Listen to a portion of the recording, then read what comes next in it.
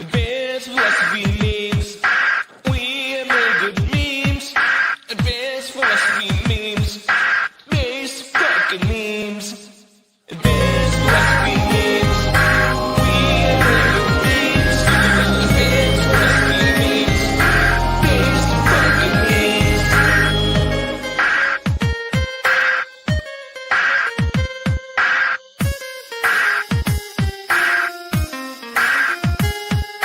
Shoutouts to Aquarius, D-Club, my boy Scott, Pedro, and everyone else that engages on my posts. And Sarah, keep it up, man. You'll get there someday. And everyone else from Great Memes.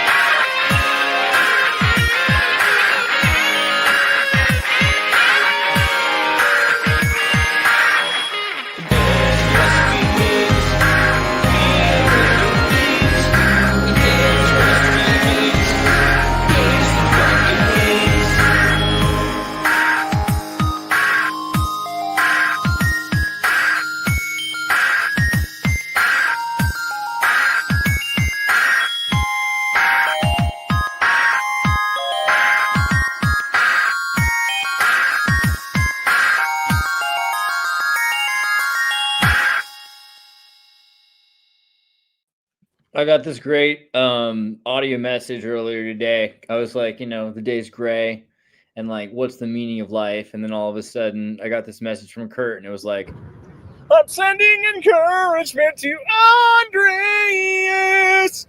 Andreas, I'm sending you encouragement because human beings need encouragement. Here's some encouragement for Andreas, another human. So I'm just saying, like, that's how you win me over. If you didn't already know, that's the solution. Noted. How you guys doing? I'm currently in a fight right now. I'm arguing. I'll be straight up. I'm honest. I'll be honest. What's going on? Oh, yeah. I'm in an argument in this Facebook group about gratitude. Oh shit. Yeah. And I basically said, he's like, everyone should practice gratitude, blah, blah, blah. He's like, it's not something you should have to practice or pretend, or it's just something that you're faking because I'm sick of these psychopaths who fucking try to fake emotions. I'm like, what the fuck is this guy on? All I was saying was like, everyone needs to practice gratitude. That's literally it. Like, and then he was like, it's not well, what do you mean practice. by maybe? What do you think is? What? Oh no. He was getting too deep. Yeah. I don't know, but he might just have mental problems, man. Maybe, who knows? Some people maybe he just just doesn't know the definition of words. Most people just don't know the definitions of things, right? So like practice totally agree means with that. to follow Totally or agree employ. with that. Racism, prejudice, they don't know what those mean. I mean, because it would have been one thing. Most if it was people just arguing, use common usage. Yeah, if it was just arguing over semantics, that's one thing. But then he goes, oh, I could tell from your fake emotions and your fake gratitude and your fake notions of gratitude that you were raised by a single mom. And I was like, holy shit, dude, this guy's crazy. Well, what was it? You should ask him. Yeah. But like technically your grandma's a woman. So like maybe you should ask him like, what do you mean? Like, how do you, not like in a negative way, like how you just, it's pretend like he's right and then ask him, how could you tell? Or like, what was the, like, because if he's got some, maybe he has some deep insight that he doesn't, like Freud, right? Freud was a total pervert.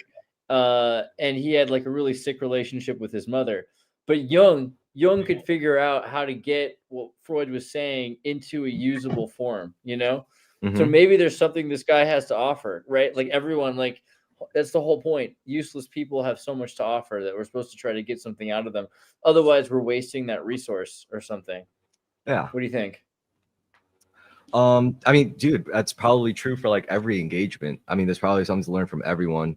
The vibe I'm getting from this guy is that he just, because it could come off as like pretty grating to some people, right? Because it's such a basic thing, gratitude. And then here comes this fucking like Asian kid, you know, who's like, what the fuck does he know? And then he's telling us it's like, oh, everyone should be more grateful. It's like, that could be a gut check for like, you know, I could put myself in their shoes and be like, yeah, I could see how that's fucking annoying, but I don't care. You know, like someone's got to fucking say it. It's not going to sound good coming from anyone, whether it's like a really hot girl or a really like strong, it doesn't matter. It's like, it's going to be annoying. What is his?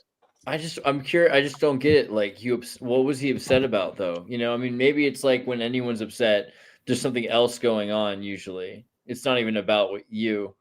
But I'm just curious if he had a problem with gratitude or with practice, or what about practicing gratitude triggered this for him? I mean, is he not grateful, or does he think that you're not grateful? Like, what is his real issue? Or is it that gratitude is what he said? He thinks that gratitude is something that you either have or you don't. It shouldn't be practiced. Like, what does that mean? What is he trying to say? He's mad. Understand. He's mad that because I called him dumb. Like, that was the implication. I just called him dumb because he'd be like, oh, pills can fix that. And I'd be like, so you'd be thankful for the pills. And he'd be like, no, I'd sell the pills. And then he'd be like, so you'd be thankful for the customers. He's like, not if I don't like the customers. And I'd be like, well, you don't have to like them. You just need them. So he's basically trying to like troll me out. And then once like I followed through with that, then he was like, you can't assume gratitude. You can only hope others have it. And I was like, and it's available to anyone. You can just practice it. If you don't practice it, you're dumb, simple as. And then he just flipped the fuck out. He like crashed out after that. I was like, oh shit. I mean, looking into it, it's hard, right? So gratitude is goodwill, means goodwill, from gratitudinum, which means thankfulness, gratis, thankful, pleasing, from gueri to favor, meaning thankfulness. But okay, so what's thankfulness, right? So thankfulness means to be grateful. Well, that's great. Just recursive logic. Gratefulness is thankfulness is gratefulness is thankfulness. What do we do with that? This is the thing. I mean, it seems like an abstract term. It's like love or something. Maybe we're using the term wrong. Am I freezing like crazy? Are we okay again, or is it bad now? No, it's good. Your sound is good. I don't know about the footage, but I will say this much: I would much rather have these kinds of shitty arguments online than stuff about like politics or identity politics or like rapper beef. Like at least we're fighting over like something a little more fundamental, you know? Thanks. Expression of gratitude. Literally everything just means the same thing. This is hard. A thinking of, a remembering, to remember fondly, to think with gratitude. I need more. Okay, gratitude wiki. Is there like a wiki for the word gratitude? Gratitude. Okay, let's see what they got here from the wiki. This is the statue of gratitude because she's holding a bird. What is gratitude, man? Is gratitude like a personification? Is it a mythological figure? I saw this one post that suggested it was a sacred act, and I kind of go with that. Like, I do think it's an action. You know, it's something that you actually have the opportunity, or maybe you accept it. Maybe it's a state that you have to accept. Maybe it's an act of acceptance. You know, a state of acceptance. That seems reasonable. Thomas Aquinas commended gratefulness for what benefits one, even when done from contempt. Okay.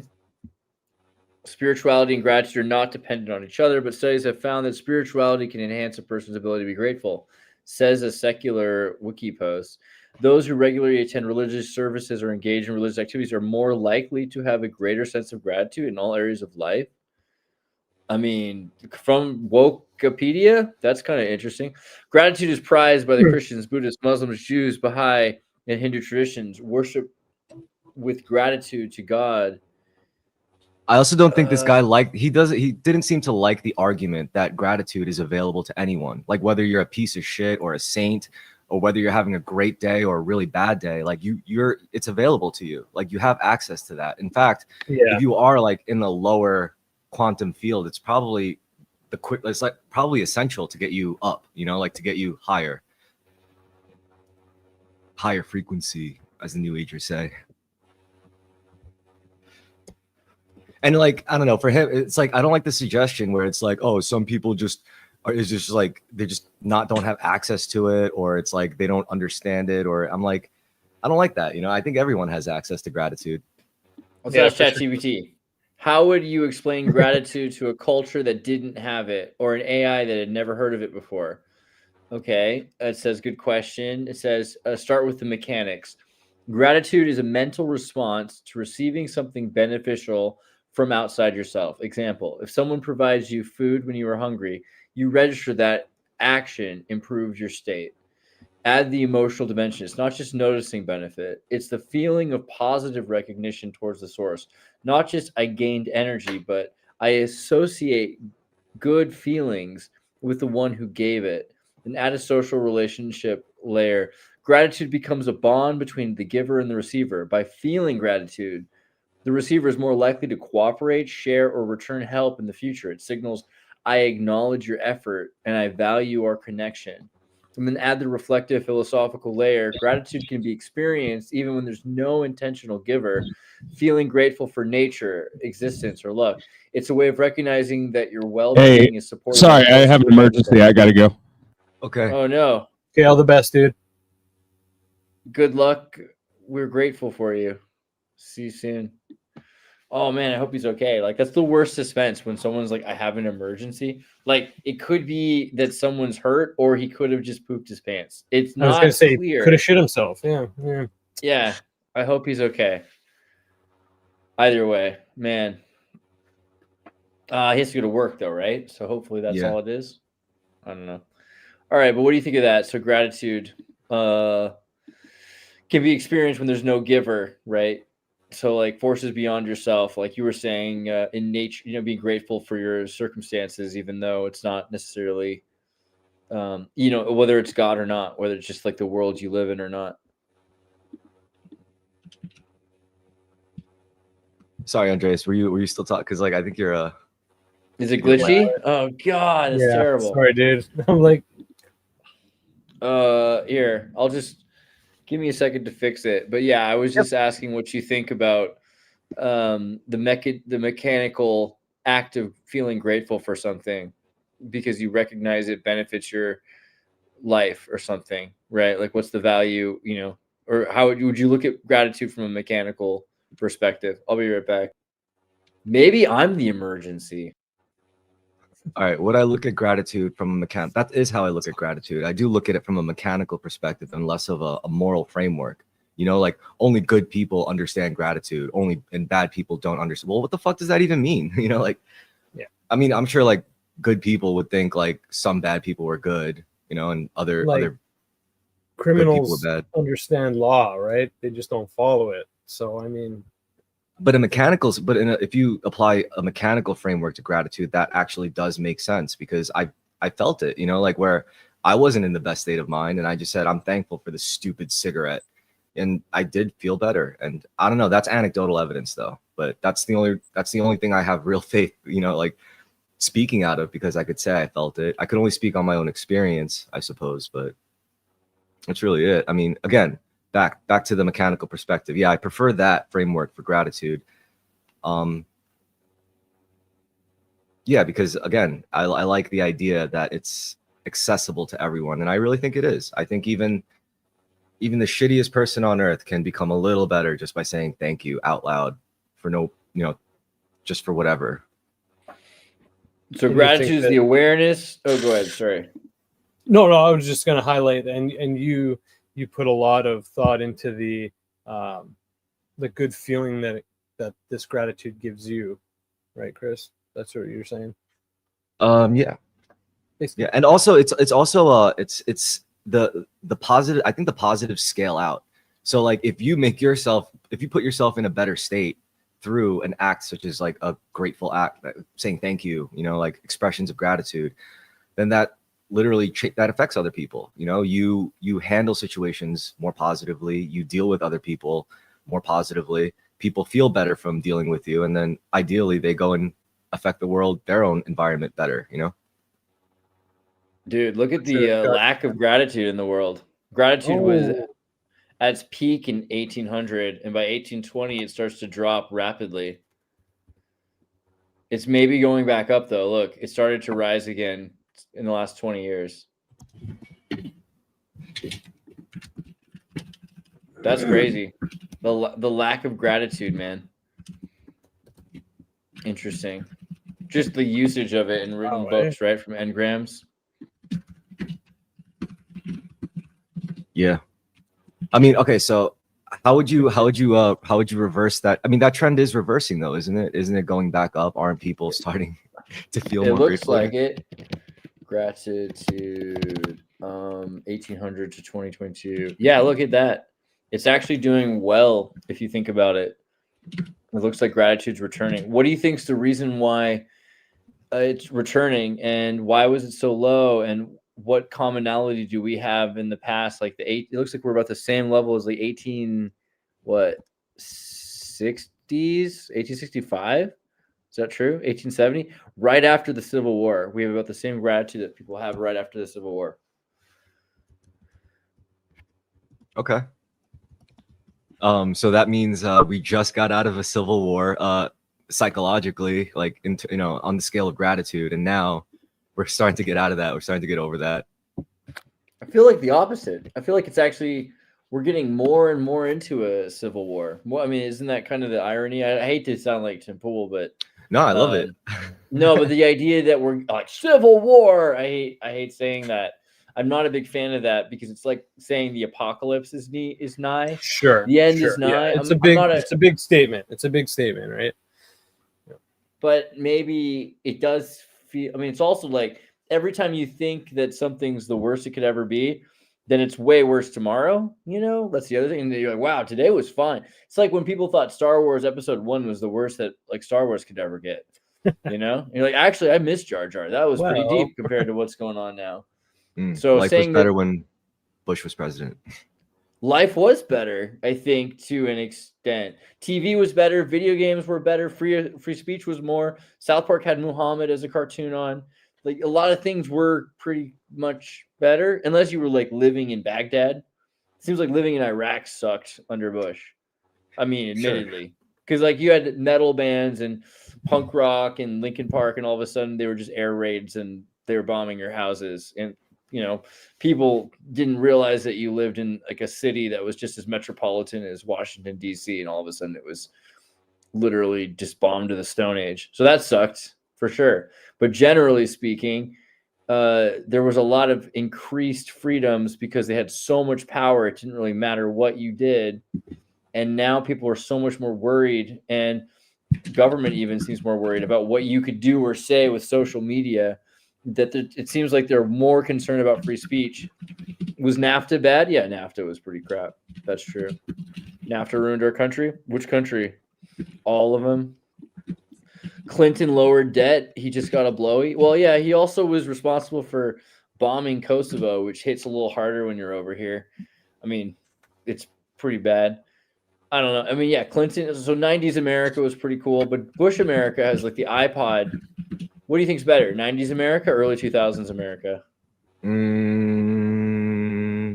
I want to say, I don't know. I was too young for the 90s. Yeah, I was like born in 91, but still, I was too young to appreciate it. So I don't know. I could only say early 2000s. Yeah, it's hard because you had. I mean, the early 90s was pretty amazing because we had more wealth than any other country. Like the destruction of the Soviet Union and the control enslavement of China to make all of our tech and our kids' toys meant that we had such good stuff for so cheap. It seemed like that was the cool thing about the 90s. You had basically the rest of the world was the slave state. 98% of the world's population and all of their resources were just a slave state. So kids in America could have a Sega Genesis because Genesis does what Nintendo don't. But I think the early 2000s was, more and more people had access to that, which is pretty impressive. People in Mexico had access to the internet. People in Africa had access to the internet. There was a push to give people Linux in Africa. People in Europe had access to the internet. All of a sudden, you could download songs easier than you could, download movies easier than you could, like the Napster. I mean, the ubiquity. I feel like the ubiquity of everything was, there was just so much more flow of information. So that was kind of good about the early 2000s. I think the Bush administration period was actually more free, right? Because like Clinton's administration did release all of the Freedom of Information Act papers, and we learned a lot more about MK Ultra than ever before. But nobody cared during the Bush administration. Everything was out there, and just it didn't matter. You could like we knew the CIA had done everything. We assumed that they had time travel or nuclear bombs or portals. It's like didn't matter. It was just like obviously our government has ultimate power over everything, and it's fine because we have this cowboy president, even if he's not real, you know, even if he's just an actor paid for by Connecticut, Yale. I don't know. Yeehaw. Just saying. Yeah, but we believed it. We believed that the world was casual and that the skull and bones were just relaxed. We believe that harmless. handwriting mattered in school. Yeah, for a little bit I Yeah. did. That's true. What, do you think that why don't they teach handwriting anymore? Do they not want us to be able to read?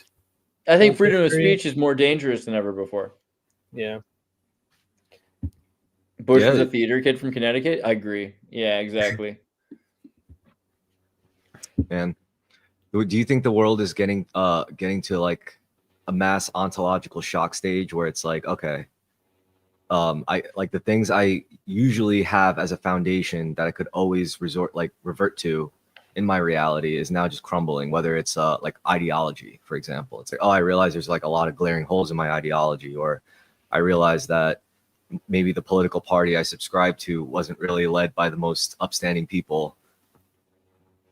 And then what do they turn to? Yeah, we got a Rumble chatter. What's up, Rumble? I'm glad you're here. Hope everybody is enjoying our stream from YouTube, Rumble, and What's from going on, Twitch man? and Kick, and from X. You're all there. Oh, are we not on X? Dang it, Andreas. You forgot to stream to X. Start that stream too. Oh, by the way, do you guys know, have you ever heard of graphology? I think that's what it's called. Graphology. What's that? I think it's the study of like getting a psychological profile from observing a person's Oh. handwriting.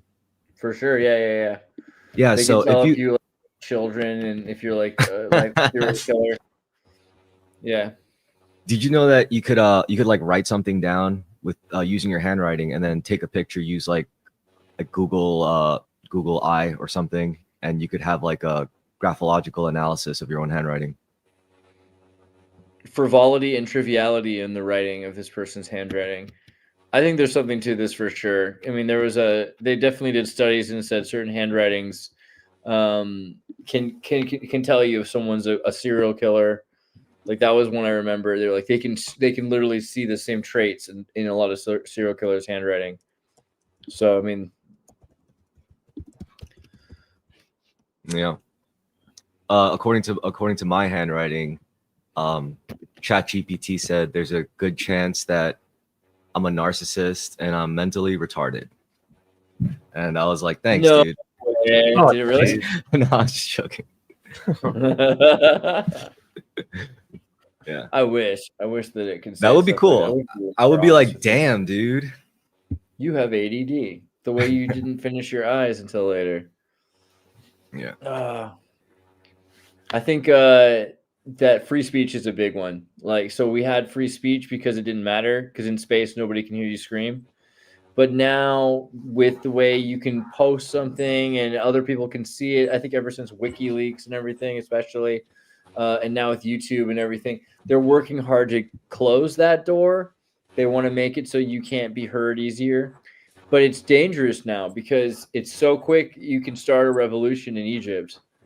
You know, like they know that people will learn how to communicate with each other faster because of the technology they have. I mean, the fact that Israel had to, within 20 minutes or a day or two, say they had nothing to do with the death of Charlie Kirk. Like normally you would never expect a government to address some rumors in the streets like that. But because the information spreads so fast and so many people are sharing that conspiracy theory, then eventually people will have to address these things. Yeah, you got to jump on it before it gets out of control, but it does look super, suspicious that they're coming out and, being so hardcore about it. So, and I mean, he Bibi Netanyahu, he tweeted out like just a few minutes after he died too. Like that was pretty crazy. I mean, him and Trump both had tweets out pretty quick, but yeah, I mean, it was through Trump that we basically our confirmation that he was dead was basically correct. Yeah. But yeah, the movement of information, it can be dangerous too, for sure. a lot of people are just getting out of interest in politics because they're not even sure what's real anymore, which is a crazy thing to think about. Honestly, this is probably going to be the most schizo thing I would say, but I feel like 3 years ago, a part of me knew that like more people would get into weird shit, you know, like spirituality, gratitude practices, mindfulness, even occult stuff, like, you know, trying to get into possessions and demons and spirits and communing with like the astral plane and stuff. I just knew that was going to happen because like I saw myself as just a regular person, you know, just a regular idiot, like just another NPC. And I was like, if an NPC like me could like literally just come across a sequence of information that just has the potential to unravel my entire life. And like, I was a regular guy. I wasn't prone to, I don't know, conspiracy theory rabbit holes, but if even just like random spurts of news just like could reach me, and then it's like, yo, if this hit me at a different time in my life, I could have been like way worse off. You know, like I could have been unable to carry on with a job. I could have been unable to maintain social relationships, which is really what happens when like the wrong information gets into you. And I don't even know what the right or wrong information is, to be honest. I can't be the arbiter or judge of that. Like, but I do know like some information, and it's different too, right? Like one piece of information could enrich someone's understanding of something. Whether or not it's true is irrelevant. It gives them more insight. Whereas that same bit of information could be given to someone else, and suddenly they become like, I don't know. I didn't even want to resort to labels, but basically just very, very toxic. Not, I don't know. That's probably the wrong word. Just off the rails, you know, like basically spinning out, going on those schizo tangents and stuff.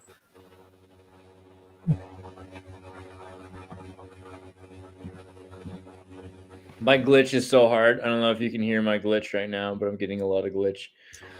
What are you looking I at? had some thoughts on gratitude versus resentment. Like, is resentment the opposite of gratitude? You know? Yeah. Okay. I mean, I feel like in many cases it could be. I mean, is it considered the opposite? I mean, I can't say like I know all the technical ontological or epistemological foundations of gratitude, but I can say that if I like end a podcast or end a stream, or if like the last thing I hear on someone else's podcast or stream is like, thank you, like sometimes I don't think about it, but I'm like, I think this makes it better. Like, you know, I think so. I started practicing that, and I think that's one way where another person's act of gratitude kind of like got into me, and now I do it, and I'm like, yeah, I want to spread that feeling, you know, like that random chance, that off chance that a person could feel appreciated, you know. And it's so easy to do. That's why, like, I'm not the best person in the world, but I like it because it's so effective and it's so cheap. And certain people seem to get really upset when you suggest this, and I kind of like that too. It's like, why do you have a problem with me saying, be more thankful, you know? Right. Yeah. Well, I mean, like I said earlier, people just love to argue. Some people love to argue, try to argue anything, right? So you just got to watch out for that. Yeah. Don't True. fall into those pits. Don't fall into their pits, and yeah, don't fall for their bowl. Resentments. So That was another thing. Sorry. Well, maybe you can read it because I'm glitching anyway. Okay. Resentment as a noun is defined as a deep sense of injury, the excitement of passion which proceeds from a sense of wrong offered to oneself or one's kindred or friends, especially when directed at the that's just whatever. Yeah, but it has something to do with that term resentment. I remember exploring that with Nietzsche.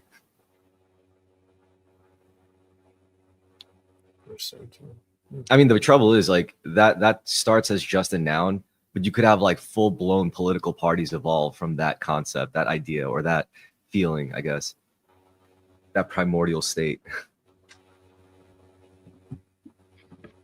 I feel like gratitude is if gratitude is the awareness that something was good for you, then resentment is, you know, the sense of having a deep, you know, the deep sense of injury.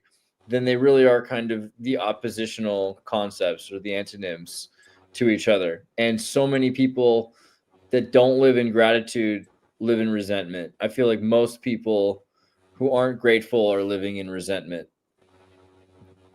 I think it's relatively I mean it could be really bad on a material level, but I think it's relatively harmless for your psyche, if you don't know you're being resentful, or if you're not aware, even with gratitude, like if you don't have that meta perspective of your own like state up between resentment and gratitude, then you're basically like a non-player. Like the demons and spirits, they're not really interested in you. They'll just like use you for like the surface level expressions of either or resentment or gratitude. But then when you become aware of that and like, you know, you're being grateful, or you know, you're willingly being resentful, then you get to the next level where it's like, then you open yourself up to something else from the other side, where it's like angels start coming to a sincerely grateful person who understands gratitude, who knows why they're grateful.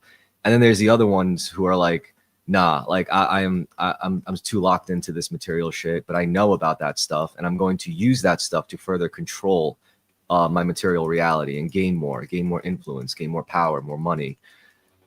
Which is like, because I'm resentful of what I didn't have. I'm resentful of my lack, so I need more and more and more, regardless of who, you know, who gets thrown under the bus, right? Like that's the other polarity. That's the other side of the spectrum. So it's like, there's multiple levels to it. Yeah, go ahead. No, I was gonna say there's just levels to gratitude and resentment. Like you could be like the basic level of like, I don't even realize I'm being thankful. I'm thank God this happened, you know, or like, fuck, I can't believe this fucking happened. And then there's the people, right? Yeah. And then there's the higher level people who are like, I know how important it is to be grateful even during these times, so I'm going to do it. Or it's like, I have a choice to forgive this person, but I'm not going to. I'm going to seek retribution. You know, it's like when you know you're doing it, then you get to the next level, and that's when you start communing with like entities who want to help you out, regardless of what team you choose. They want to help you. You know, they want to be like, oh, so you want to be in service of gratitude, I'll help you with that. Or it's like, you want to get revenge on this person, and you work on yourself materially, and you're a proper vessel for it, I could help you with that too. You know, it's like good or bad, it's what you commit yourself to, really. Yeah.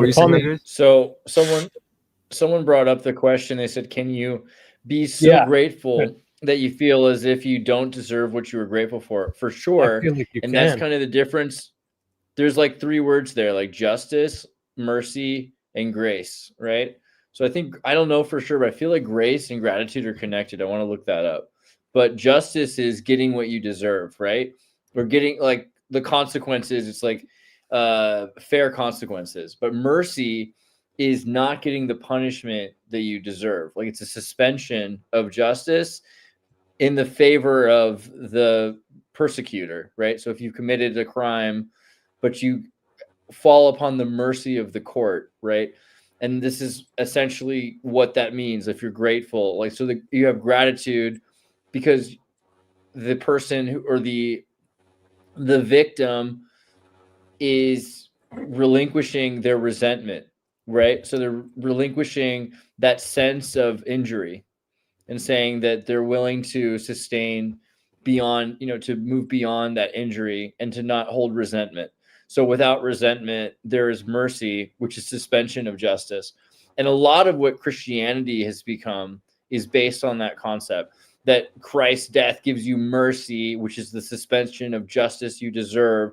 And so you should feel gratitude for that, right? And I think that's a big part of grace as well. So when people talk about, I want to look that up if grace is connected. Grace etymology. If grace is connected to gratitude. I don't know if it is, though. They might just sound similar. Yeah, it is related. Okay. From grace, from gratia, from favor, esteem, and regard, goodwill, and gratitude. Just wanted to make sure. Charisma. And notice how like when we get to like the divine fundamentals, such as like forgiveness, grace, gratitude, and stuff like that, they're all kind of implying like this is the hard shit in life. Like if you're able to really follow through with this consistently through from situation to situation, then you gain grace, which is God's favor. And what does that really look like? I think it looks more like you see a person and you're like, why does everything just fucking work out for them? Like they're not the worst person in the world. They're not the best person in the world, but they just seem to fucking shit just works out. And I think it's because they earn grace through some consistent practice of one of these things, or maybe they're cursed and maybe they just can't like let resentment go. And why does bad shit keep happening to me? Well, that's why,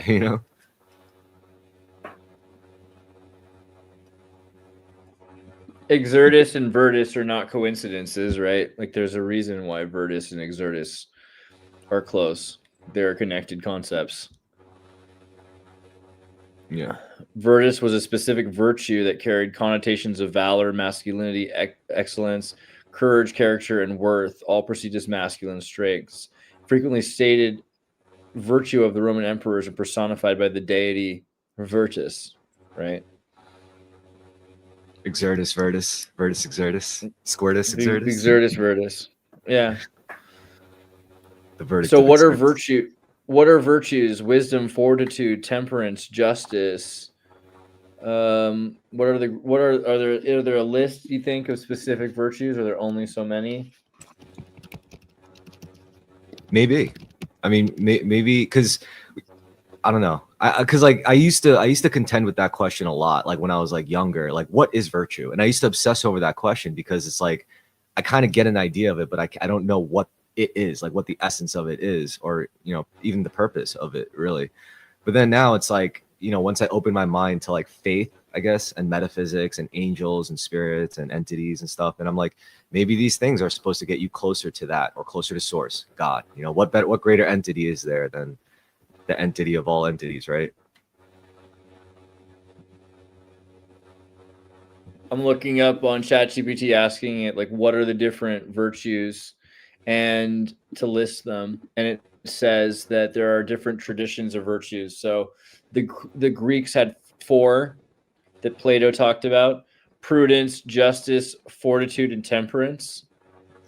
So prudence is wisdom and good judgment. Justice is fairness, given each their due.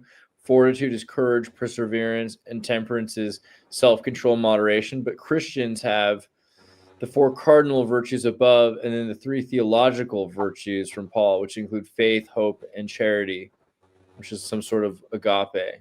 So the 7 virtues opposing the 7 deadly sins. Can I see the So top? that's kind of interesting. Faith. Yeah, sure. Prudence, justice, fortitude, and temperance. You know what I notice about these things, like to really act these out or to embody these virtues, I should say, you got to be like kind of a strong motherfucker. Like you gotta not be weak, like as in like you can't be a pushover physically, mentally, or spiritually, I think. And it's hard. Like this is the work, right? If you're gonna embody those things, then that self-improvement is not an option. So the journey, I think it's like when you fall into this type of thing, it's like some people, I just want to improve just for me. I just want to show up the people in my past who thought less of me. I want to prove myself to someone or something or to myself. And then you do that. And then you realize, oh, this is meaningless. What do I have all of this strength for? What do I have this better body, this more informed mind, this more courageous spirit? Like, what do I do with this? And then from there, you have a choice. You're either going to do something that kind of leans towards, bad stuff, or like something that leans towards, I think, like good stuff, which is adopting the virtues like justice and temperance and prudence and fortitude, apparently. And fortitude, yeah. But then there's also Buddhist traditions, right? So it says that the Buddhist traditions in the paramitas, the perfections, include generosity, morality, patience, energy, effort, meditation, and wisdom. And there's more. There's also the Confucian ones: humaneness and benevolence, righteousness, proper conduct, ritual, wisdom, trustworthiness. Oh man, now we have to decide: do we have to pick like which tradition of virtues are the best, or what do you do with this? Because there's Stoics.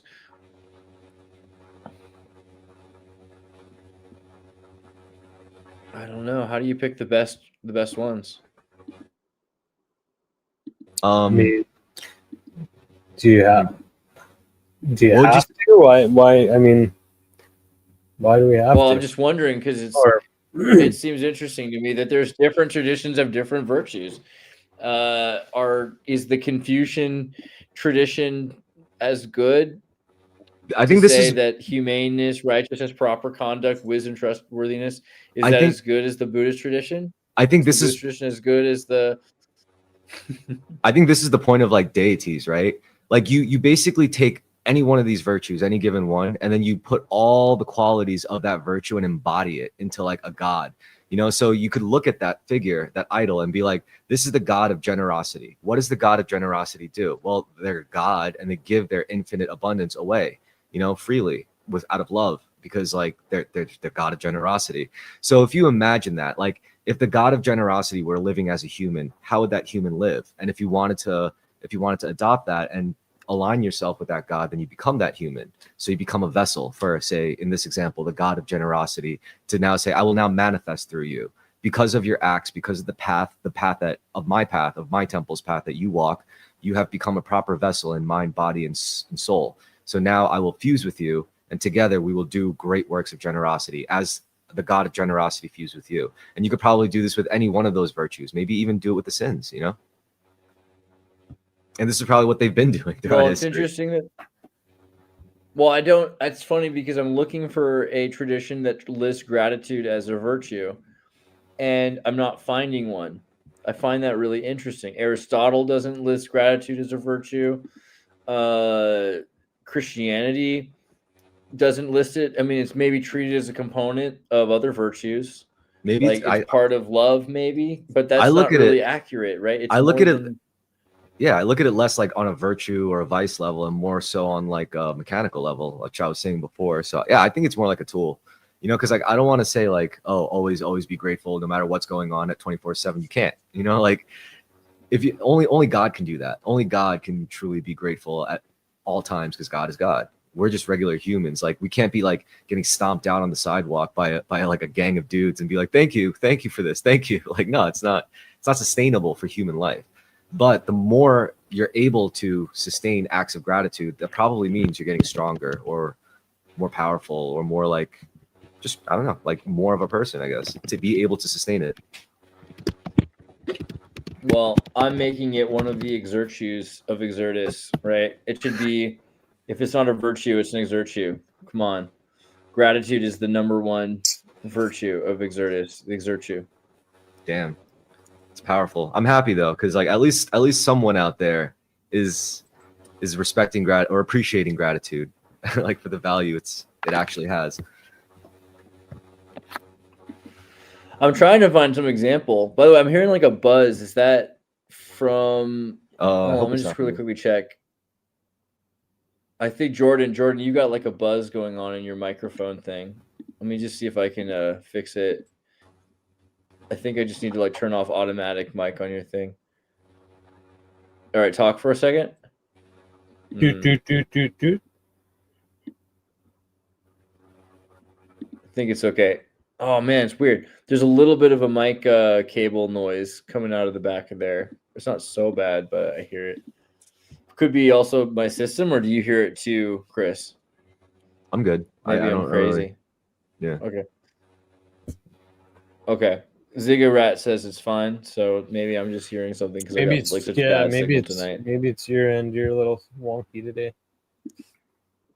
It could be. That makes the most sense. Okay. Yeah, I looked it up. Who else considers virtue important? And then someone says it went away, so I did hear it. I don't know. Am I crazy, or are we all crazy together? I guess it doesn't matter because I'm obviously crazy. But in gratitude, queen of virtues, the ingratitude king of the vices, Robert A. Simmons, Department of Psychology at the University of California, Davis. Do not cite without permission. Oh. Screw you, bro. I'm gonna cite it. I don't know. Or maybe it means like in a actual paper. I feel like It means in a paper, yeah. Yeah. Okay. I think I'm just giving you credit, dog. If you read this, you end up hearing this somewhere. Gratitude is the alpha, the point from which all virtues must begin. Is the heavyweight champion of virtue, says Jonathan Last in the 7 Deadly Virtues. So I think it makes other people are aware at some level that gratitude is the fundamental. It's not even just a virtue, it's the fundamental from which all other virtues might arise. Interesting. So it's the soil for virtues. It's the fertile soil where seeds of virtue can be planted and grow and blossom into fruits that other people may partake in. There's that little. I think so. I mean, without gratitude, none of these other things make any sense. Justice, what's the point? Fortitude, isn't like being aware of where things come from. Part of that isn't. How can you have mercy without gratitude? forgiveness. I feel like it seems like every single one of these might require gratitude. So it's interesting that it's not listed as the most fundamental by any of these other traditions. How do you have humaneness without gratitude? All of it seems like it requires gratitude. Yes, indeedy. I mean, I didn't know it would be everything, but it's like I would always have these cases where I'm like trying to dissect gratitude. I'm like, there has to be a case where this is just bad. I mean, it's really it. It's the answer. Like I can't think of a universally applicable tool for everyone, to use. Maybe there is something. I mean, so that's radical gratitude, right? So to be grateful for everything, absolute gratitude means to be grateful for being tortured, for being grateful for suffering, That's being hard. grateful for, your family going through. Yeah. Is there I mean, a reason not to do that? Like, should you? Well, let's scale it down. Like, can you have a shitty day and then look back? It's like, I'm thankful for that shitty day because at least I fucking learned something, Like, can you do that with like, is that scale? Can you scale that out? Like, well, at least humanity learned something this day. Like, I'm thankful for that much at least. Like, what if you don't have yeah, you could argue that if you have a reason, but I mean, I don't know. I just think it's silly to just be grateful for a shitty day just for the sake of it. But I mean, if you say, I'm grateful that I was alive today, there was another kind. I don't know if it's a virtue, but another thing that I found almost maybe it's equally, maybe more fundamental than gratitude would be like self-respect. Because like you said, like, how can you do any of this stuff without gratitude? Well, you could also say the same about self-respect. Like, how can you do anything really in your life without a certain degree of self-respect? Like, how can you raise a family? How can you start a business? How can you build a brand? Like, you need a degree to do anything of self-respect, like a degree of self-respect to do anything, much like gratitude. I mean, suffering is a hard one because, you can think of the Holocaust or like Chinese starvation, the Cambodian Pol Pot, like people going through like torture itself, I think, starvation, all of these sufferings. And does it trivialize suffering or erase the moral condemnation of horrors to try to find gratitude in every circumstance and say like every experience, even the worst, is treated as like a necessary or even valuable thing that we're able to go through, that we're benefited from going through, or that the universe is benefited from, or that it's like it expands upon and heals the universe in some way. That's a hard one to do with so many things. I'm using the absolutes, like, the torture of millions of people, but even in your own life, I think that's really hard. It's like, should I be grateful for, knowing wicked people who've hurt me, like, and that have made my life harder than it could have been, and taken away my, choices and made it hard for me to achieve things that would have made the world a better place, perhaps. I mean, maybe suffering is, so it's just hard. I think it doesn't necessarily mean it's wrong, but radical absolute gratitude might be, can you have that even while still having maybe like a healthy amount of resentment? Can you have healthy resentment for being aware of if we're saying resentment meant what we said earlier, that's the awareness of injury, then you should have resentment if you were hit by a car. Can you have both gratitude because that being hit by the car might have benefited you in some way? I mean, it's just, where do you take? There's that story, right, about somebody who is in China and they find the wild horses, and the wild horses break their fence. You know the story? You know what I'm talking about? Mm-hmm. The good luck, bad luck story. Tell me. It's like, so it's like there's this guy and he has a son. There's this guy and his son, and they have a fence, and then the fence has a hole in the fence, and the neighbor says, "Oh man, that's bad luck." And they say, "Well, good luck, bad luck, it's all the same." And they're trying to patch up the fence, but several of their horses escape. And then they're like, "Oh man, good luck, bad luck, that's terrible." And he's like, "Well, it's maybe not terrible. It's good luck or bad luck. It's all the same." So they go and they find their horses and they get them back. But in the process, their horses have found a bunch of wild horses. So now they're bringing back like all these Mustangs that they found, which are like, "Oh wow, that's amazing. You're hole in the fence. lost your horses, Good luck, found these bad luck. horses. Okay. Yeah. And they're like, well, yeah, but then like they're training the Mustang and the dude breaks his leg. The son breaks his leg while training the Mustang. They're, oh man, those wild Mustangs you brought back. And now you hurt your leg. Bad luck. And he's like, well, good luck, bad luck. It's all the same. Then the military comes to town and they're going to take all the able-bodied men to make into soldiers. And this guy's leg's broken. So they leave him behind. And they're like, oh, you're so lucky. And he's like, you know, yeah, good luck, bad luck. It's all the same. So I don't know. I think that there's something about resentment and Then they kill gratitude. off all the disabled people who can't Well, serve it's in- so resentment is necessary for people, right? Because we have egos. Nobody can truly like be a normal fucking person and be like egoless, right? So, but the only way to like experience radical gratitude as you describe it is probably through like an ego death. I don't know how else, because the closest thing to get to that would be like, I don't matter and that's okay. Like I don't have to be alive on this earth. I just want to live. Like if I died, nothing would really change about this fucking world. And if you could keep ingesting and become like enter that state of like egolessness where you understand that you're really just an insignificant part, then suddenly radical gratitude becomes more accessible. Because you say, well, if I don't matter and I'm just lucky to be alive, I don't have to be, I don't have a right to be alive, I'm just lucky to be. Truly, there's no law of nature that says I have to be here. I just want to be. That's why I'm here ultimately. And you accept that, suddenly everything is open to be, you know, like to gratitude. Like you could say like, oh, I'm just thankful to be fucking alive. I'm thankful for every breath. I'm thankful for just like any scene that I get, that my eyes get to like take in, you know.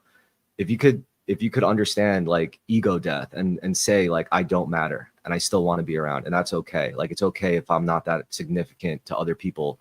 You know, it's okay if my works don't get seen by millions of people and adored while I'm around. Like it doesn't matter. And then if you could accept that, then radical gratitude will become, you know, more of your norm, I should say, and less so resentment. Because the resentment only comes when you want to be a person.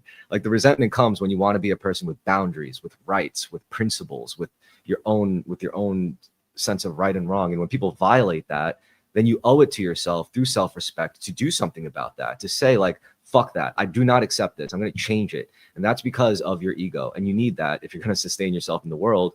But if you want to reach radical gratitude, like we said, was probably through the other way.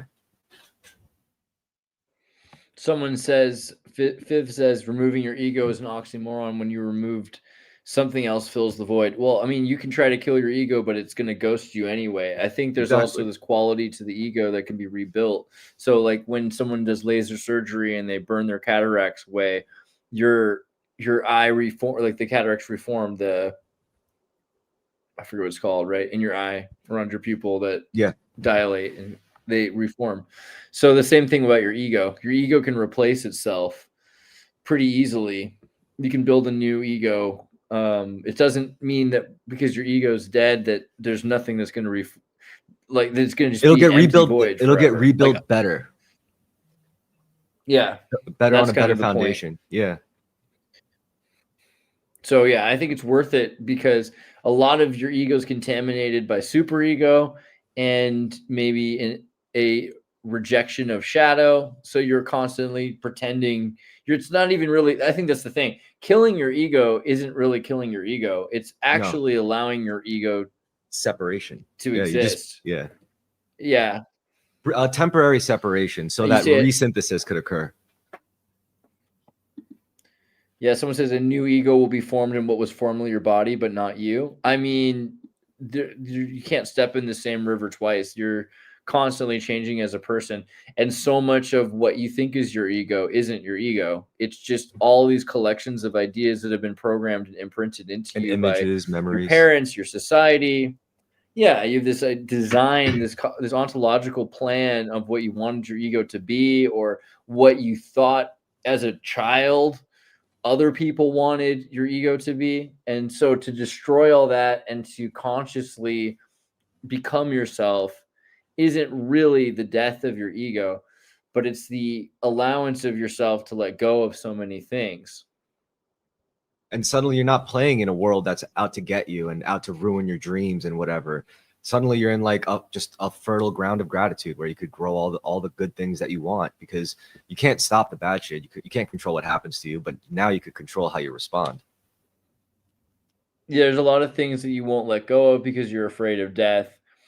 And if you can trick yourself into thinking you're dying when you're not, Yep. then a lot of those things are willing to fade away. I agree. I'm not saying this is for everyone either. I'm not trying to prescribe this to the whole world, but it's interesting that such a path is possible. You know, it's like an internal journey, and I think we're just mapping out like one road, I guess. An Ego Tale by Bilbo Baggins. Yeah, it could be. It could be something like that. Oh yeah. So I mean, like, if the ego disappears and you're still alive, then who was it that observed the disappearance, really? Right? I think that's another thing. There might be this idea of what the ego is, in the same way that the Greeks had 7 words for love. We might need more words for the parts of the ego that we just assumed were one thing because they're always collected together, except that they're not when you break yourself apart. It's probably your inner child, right?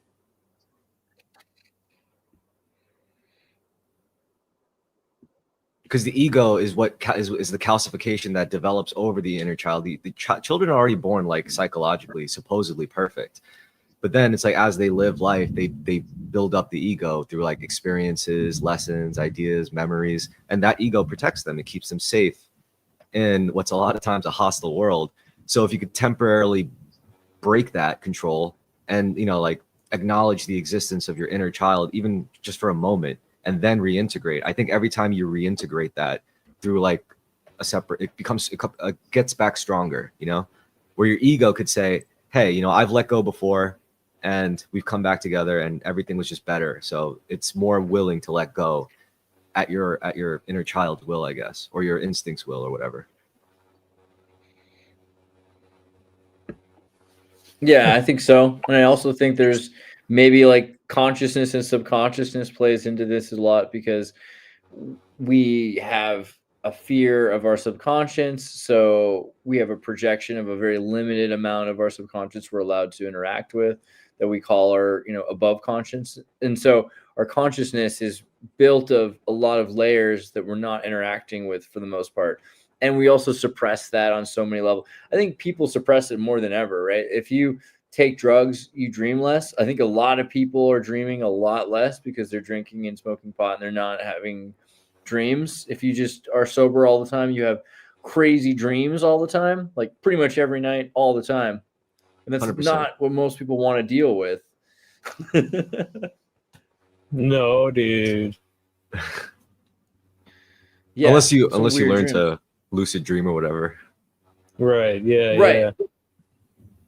But That's that as well, interesting. I think lucid Yeah. dreaming is something where you start to recognize it leaks into your conscience, and your conscious states are more reckless because of that. Like, more crazy things can happen if you're a lucid dreamer. Mm. Corbett says drugs have helped him to have more lucid dreams. What about like when you're asleep though? Do you dream? I feel like most people I talk to who say they except weed. Exactly. Most people I've talked to who smoke weed don't seem to dream very much. And or at least they don't remember their dreams at all. And so there's a big disconnection. And that seems very MK Ultra to me. Like, if you can't remember the different parts of your consciousness experience and they don't cross over to each other, then you're really shattering your ego into multiple pieces that are code switching from one experience to another, one group of people that you're interacting with to another. And you're not a whole collected person who's aware of all the different aspects of yourself. So should you try to even force an awareness, or should you just like? I mean, I think it's scary to people though. I think it comes naturally though through not like understanding or teaching or learning, but just through walking the path of something, right? Something that you're like your calling that you're meant to do, whether it's like, I don't know, traveling the world and going from archaeological site to site to like research. Maybe that's your calling. And the more you do it, the more you tug on that particular string, suddenly it gets connected to something much deeper. And then you realize all these other strings are also kind of connected to something also on this level. And yeah, I mean, it's in that sense, then you could learn. It's inner journey, right? Like you get into something and you think you're practicing martial arts, but then you take that to its absolute limit. And it's like, well, everyone knows the same techniques. Everyone knows the same steps or the same rules and the same doctrine. So how do I win? What do I have to find? And you're not going to find it in the outside world. So you go deeper, and then you start learning about yourself in like very, very fundamental ways. And you could do that with anything, say like even in academia. Like, how do I come up with something? Like, how do I push what's already there as a boundary? And how do I figure something out that no one else did? Well, you're not going to find it out there. So you have to look within. It's either going to be you're getting in your own way somehow, or you yourself, a part of you is not letting you see it. So if you could go deep enough within yourself to address those blockages, my friend, you're on the journey. Like you're on that magical journey, you know? People are saying that marijuana represses the REM stage. So they're getting less dreams because they're having less REM cycles, which is interesting. I'd have to read about that. I don't know if that's the case. That's an interesting idea. And yeah, if the ego is the conscious self and subconscious is repressed desires, fear, and unresolved conflicts, that kind of explains a lot about why some of these dreams are so weird for people when they stop smoking pot, when they start having dreams again, and all of a sudden all of the subconscious is, released, and you're experiencing and witnessing your repressed fears or unresolved conflicts or your desires even all mixed together. There might be like really intense, horrible stuff that would be illegal in the superego world. If you did any of the things that you do in your dreams in front of people, it would destroy your reputation, which is a lot of what people think their ego is their reputation. It's like the conscious self that they project out for people. So to me, it seems it's pretty valuable to be able to wrestle with your subconscious and to try to have that meeting between your ego and subconscious, so you can understand those things, because so many of those things are things you wonder about, or you try not to wonder about, and so you don't know what the consequences would be from those experiences. And maybe that's the best. Someone's talking about Carl Jung also, saying like dreams are super important. Carl Jung thought they were super important. I mean, this is true. He had like the dream encyclopedia and how to process your dreams. Carl Jung was huge on dream interpretation. He didn't even tag it into direct, unquestionable translating. More than subjectivity through experience is how you break those dreams down and digest them. Yeah, I feel like dreams are probably some of the most important. I think dreams are more important than any drug, right? I think it's probably worth not, like, if you had a reason not to do drugs, I think the best reason is probably dreams, because if you don't dream, then you can't deal with your subconscious. Well, now we have these nightmares leaking out of the subconscious and into reality, not like literal events, but you go on 4chan and you see like these stories where people are saying it's like, I saw the craziest, most messed up shit regarding like reptilians, body snatchers, cattle mutilators, abductors, abductees, all this stuff. And it's like, basically that's the stuff of nightmares. And the more and more you like ingest this kind of knowledge or this stuff or these ideas, the more you start wrestling with your own existential relationship with it. You're like, what the hell can I even do about this? If there is a possibility or a probability that we're all being harvested for our negative emotions, and we're trapped in a false reality in some way that's very limited, just to make us fucking kill each other and do horrible things to, like, what can you even do about that? And this is what I mean with ontological shock. You're met across these such horrendous and like cosmic powers that you really are powerless against, especially like knowing the more you learn about it, the more probably it's true. So it's like, you can't look externally for solutions, then you look inward. It's like, well, why am I so scared anyway? Like, if I can't control it. And then that's when you start letting go. And that's another form of like that ego kind of letting go and allowing you to have that contact that you were talking about. Yeah. So like there's the conscious ego, which is projecting what people want it to be. And we talk about the shadow, but it might be that's the subconscious and the hidden ego. There might be a hidden ego, which is you're wrestling with these ideas and desires or fears.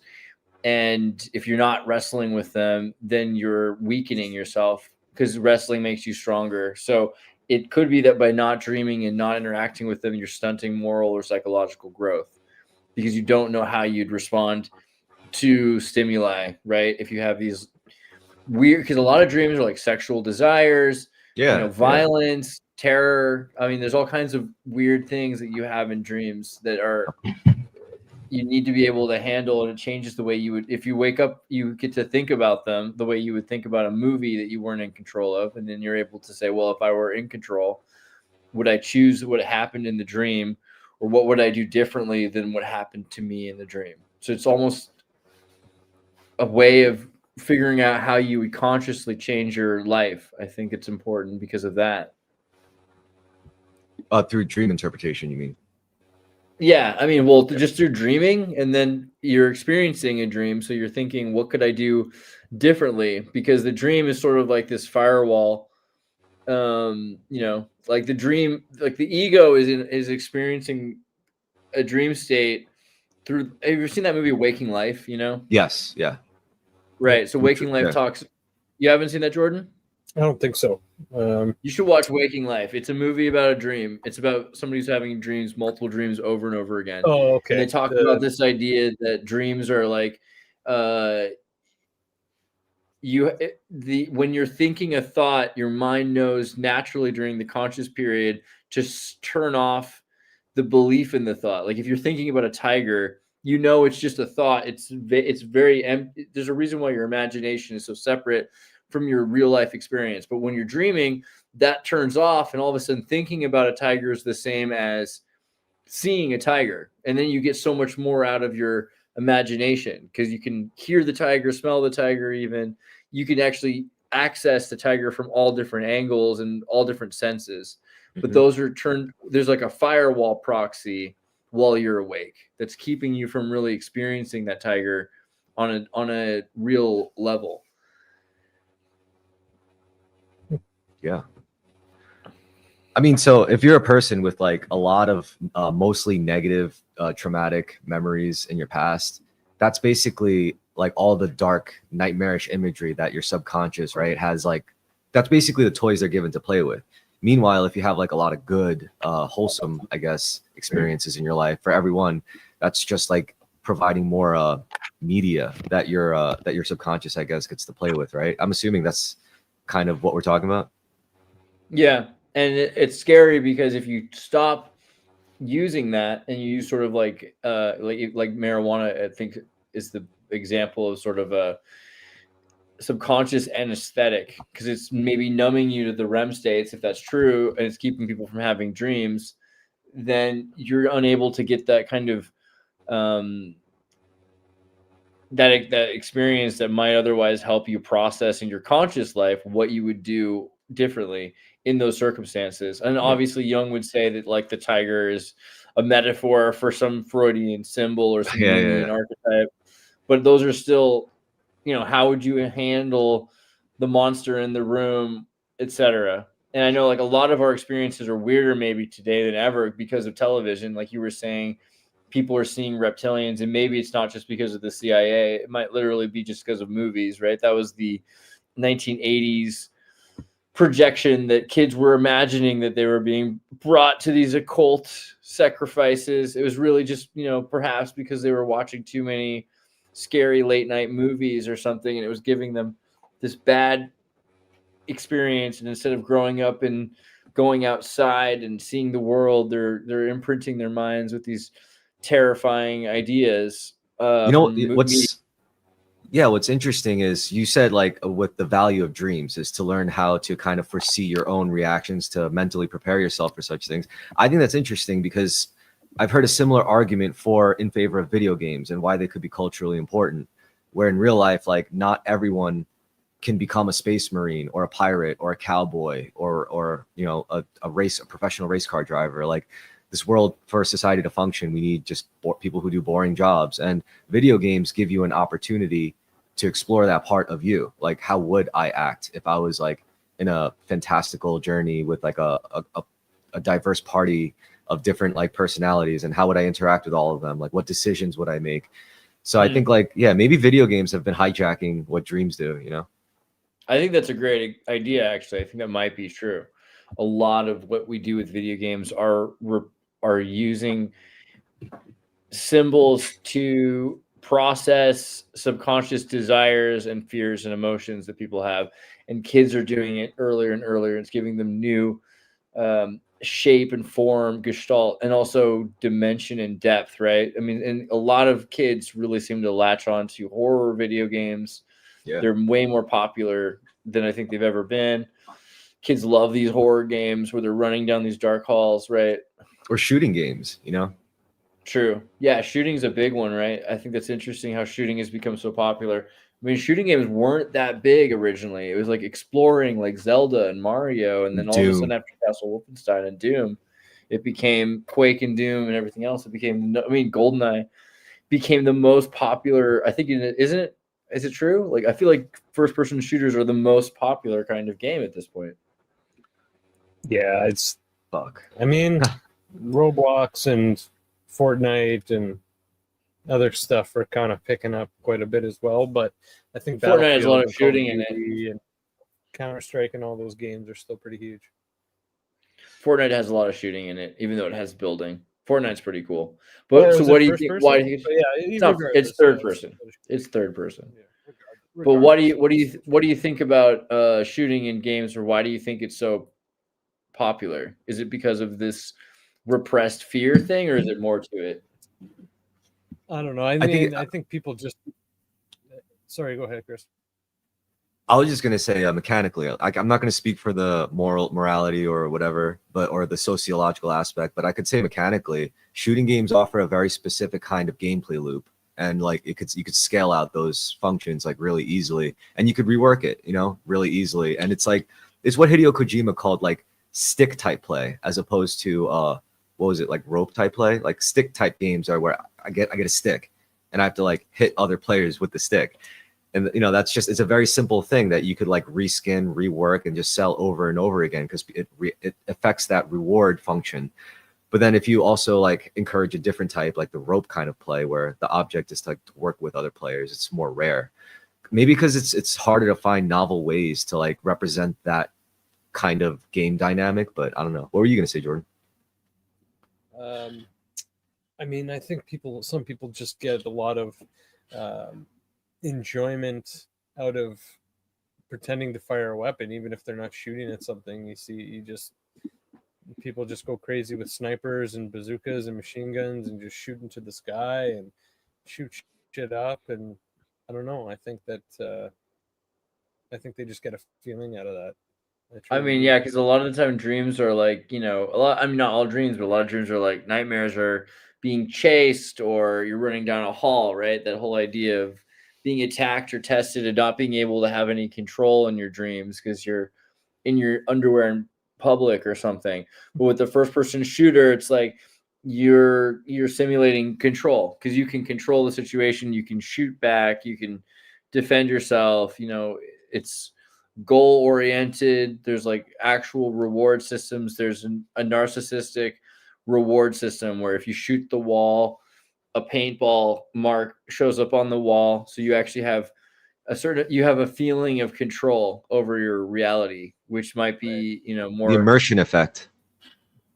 Yeah, but it's something that if you feel like you have control over your reality, you feel safer. You feel a lot safer than you do over our actual reality, because you have so little control over everything, and in a dream even less. Yeah. Fair enough. I mean, that's what was really uncomfortable about like sparring at first, because it is kind of gamified, right? It's not really like lives at stake like a real sword fight, but you're still whacking each other with something that fucking hurts. So, you know, the biggest thing was the most difficult thing was it's not like practice, like practicing my kata or hit like cutting a stationary target. Like this thing hits back.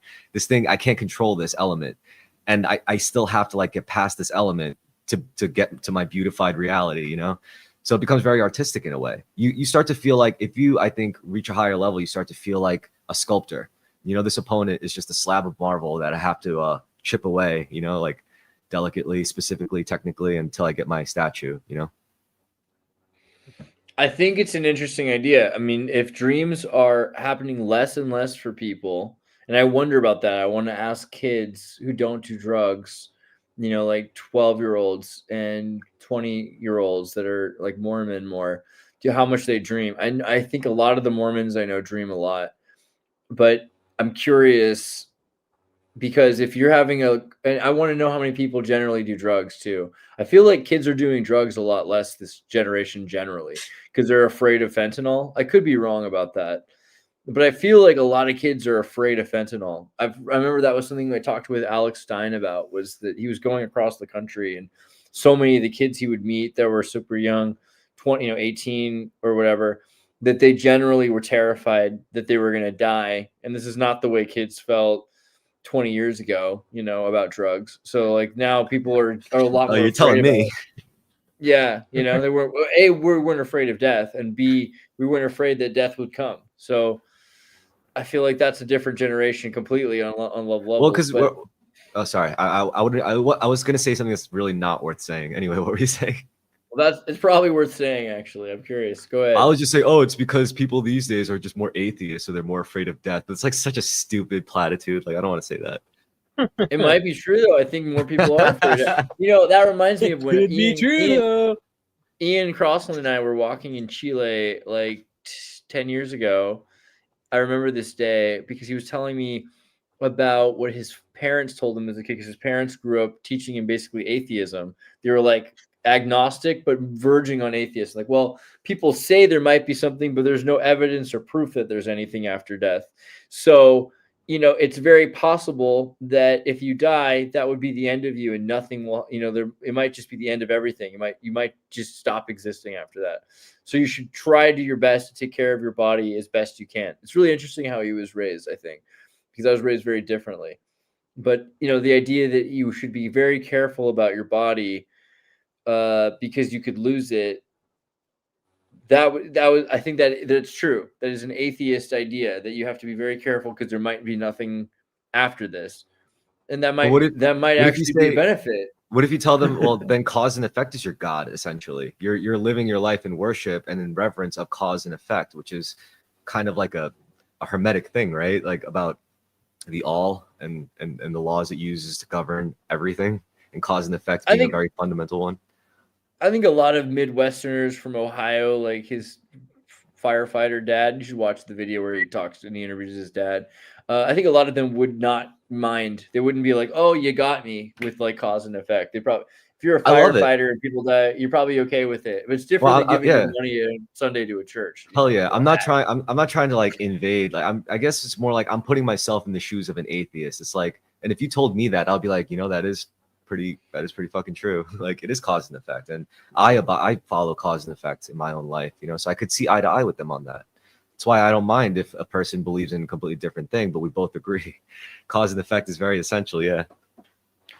I think there's a lot of value to atheism, the same way there's a lot of value to Christianity. I was thinking about this earlier, that I don't have the sacred cows of tradition that so many of my friends do. So many of my friends are like conservative traditionalists, and I'm really, surprised. I'm not really, I mean, I think tradition is usually it's something you're not thinking about, that someone else did because of circumstances that have changed, that they used to be required to do because of the way things used to be that aren't anymore. And if you're just calling it tradition, then you don't know why it's happening. Because if you knew why it was happening, why you were doing it, you'd have a better reason than to say tradition. So if something was the right thing to do, you could just say, well, it's the right thing to do because this is this and this will happen to that. But most of the time, people who use traditions don't do that. Like, there's like a lady who has a recipe for making a pot roast, and she cuts off the ends of her pot roast so that it fits in this pan and it goes underneath the juice. And her daughter, who's like 10, is learning this, and she's like, well, why do we do that? And she's like, well, that's what my mom used to do. So the little girl asked her grandma, like, why do you do that? And then the grandma's like, well, that's what my mom used to do. And she's still alive. So she asked her great grandma. Finally, the grandma's asking her mother. And then she's like, well, when we first, had an oven, it was really small and we couldn't fit the pot roast in the oven unless we cut off the ends of it. So there's no reason to do it anymore. Yeah. But that's what we used to do. I think that's 99% of all traditions, There might have been a point in the past where it was for a decent intention, but right. the way things are done just because of the past limitations. That's a major issue that we need to overcome. Don't be trapped by dogma, right? Oh yeah. I think there was I'm trying to think of another tradition that is like really overlooked. Oh yeah, Asians, like how Asians like to bow to each other, and people are saying, oh, it's like sign of humbling yourself before the gods, and it's like, you could just say it's like because it's just more hygienic, so they don't spread disease as much, and it's also why they're so shaking hands. Yeah. George Washington hated shaking hands. George Washington preferred to bow. Yeah. I don't think he was Japanese, but he definitely thought it was a better thing to do than to spread diseases. I think that might be. I mean, I don't know how germ theories it might be part of it. And and a theological interpretation works as well. It aligns where it's like, yeah, also you are kind of humbling yourself before a person you admire or respect and a fellow soul. I mean, I'm not against traditions if they make sense. But I think at that point they're not traditions. They're just the best way of doing things. But many things are not. Like many traditions, many systems, and many habits and designs that we inherit exist not because they're ideal. They're just because they solved a problem in the past under the constraints of the past that no longer might apply anymore. And that's different. Sorry, what were you saying? That's a different thing. Well, what? Well, that's a different thing than doing the thing because it makes sense to do it. Yeah. I think one thing that could be reaching its point, it's constantly taking pictures, because we did that traditionally, because like we wouldn't see each other sometimes for long stretches of time. So it was nice to have a picture. But now it's like I could see you anytime I CIA want. Culture. Yeah, it's weird CIA culture. Like we went from the Patriot Act to Facebook tagging. Because psychologically, people were averse to the Patriot Act. Yeah. So psychologically, they trained people to want to take pictures of their friends so that you didn't need the Patriot More data. Act. Yeah. Because everyone was taking selfies, and they used Paris Hilton to do it. Hey, it's our Canadian trucker friend. He's not Canadian. Sorry, Mormon trucker friend. I don't know why. Get coffee. I'll be back. I think it's just because Canadian truckers are so famous for fighting the revolution. Yeah, viva la Canada. Yeah, right. Sorry, I just noticed you guys were online. I was on YouTube, and I saw that there was a show in progress. So I'm sad though that you're already an hour and 20 minutes into it. I didn't grab my headset yet. I will grab it in just a moment when I can pull over. Base. How y'all doing? Yeah, we were talking about tradition. We were talking about how like traditions themselves don't always make sense. It used to be the right way to do things, but isn't always currently the right way to do things. And also gratitude again. Sure. But that maybe something's not a tradition if it's the best way to do something. Like maybe the best way to do something is beyond a tradition, and maybe tradition is like Solomon said, tear the baby in half. So now we tear babies in half. And if you look back, he wasn't really saying to tear babies in half. He was saying, to trick the mom into like figuring out who the real mom is, who loves the baby most. And we're not looking at the intention anymore. We're just repeating the ritual. And the ritual is maybe not justice or love. It's not the intention. It's just this trap that we have from the constraints of the past that no longer apply to our future. I think at times, that traditions are very powerful. Just my initial thoughts is that tradition can be very powerful. Sometimes they are traditions for a reason, and sometimes the reason for the tradition gets lost, and then it may become a little bit useless unless you rediscover the purpose of the tradition. But also, as times change, sometimes there are better ways to do things, especially if a better way is discovered. But until it becomes time tested, will it become a tradition itself, or is it just a new fad or flashy way of doing things?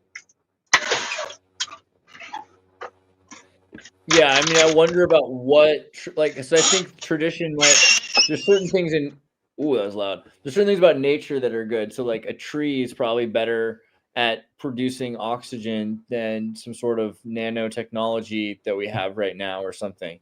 And so we're used to the traditional way of nature because nature eventually establishes itself as the best way to do something. But this is the big argument between conservatives and progressives. And I'm maybe worse than either, because a lot of progressives hate me and a lot of conservatives kind of know better than to love me. And I think it has to do with the fact that I'm neither a conservative or a progressive. I'm basically an accelerationist or something. Yo, definitely. At some point, like you get to a point where you just gotta admit you're a fucking accelerationist. You got schizoid tendencies, man. Your pattern recognition goes off the rails. You can't trust any of these ideological parties. So yeah, you're just an accelerationist. Let's just get to the point where it all tears each other apart already. You know, like that's pretty much, I think, the mentality behind that. Very Nicklandian. Because then good things can emerge anyway. Because if things, that's that ego death thing. I feel like a lot of good comes from the destruction. Because I mean, a lot of people love order. I was thinking about this earlier because some people love order, and I'm like, I don't know if order exists, and they're like, yeah, but consistency. I'm like, yeah, well, consistency is just when you, you know, like you're used to hearing gunshots all the time, so finally you start to sleep through them. That's not really order. That's not really that the world's a better place. It's just that you're used to something, and being used to something. I mean, chaos is often the best thing because out of chaos, all sorts of solutions present themselves. You know, problems literally fall apart, and then new ways of existing happen. And so chaos is the best thing in the world. I think chaos is so wonderful, and a lot of people hate chaos. I do think afraid of it. I do want to clarify one thing though. I mean, there is kind of a difference between like being the kind of accelerationist where you have to force it because you find everything so inhospitable. You're like, bro, tear it all down, pent up release, societal collapse, let's go. And then there's the kind of accelerationism where you're just looking at the signs and you're like, I don't have to fight anything. I'm just like leaning on something already about to tip over. And I think like accelerationists nowadays are more of the latter because they see it. They're like, dude, there's no point in like getting all crazy with the memes anymore. It's like, it's just going to happen. Just got to look at it. Like, and a lot of these things. So like people's attachment to certain religious ideas, you know, I think that's a big one. Is it really important to hold on to these dogmatic? I think big thing that Jesus was rebelling against or criticizing was dogmatic superstitions that had been forced onto people. And this is maybe like the Tao also, that there's so many beliefs that we think are important that are just rituals that we believe in. Heaven and the idea that, you know, someone from the dark ages who suffers, that if they're bad, they're gonna, you know, if you think, oh wow, when I die it'll be over, then you convince them, no, actually you'll go to hell. You know, you better be good and do what the lords of the land tell you, because otherwise you're gonna suffer forever in hell. You know, I think that's pretty much a control mechanism that worked pretty well on a lot of people, and they still use it on kids. They tell them if you're naughty, you're gonna go to hell.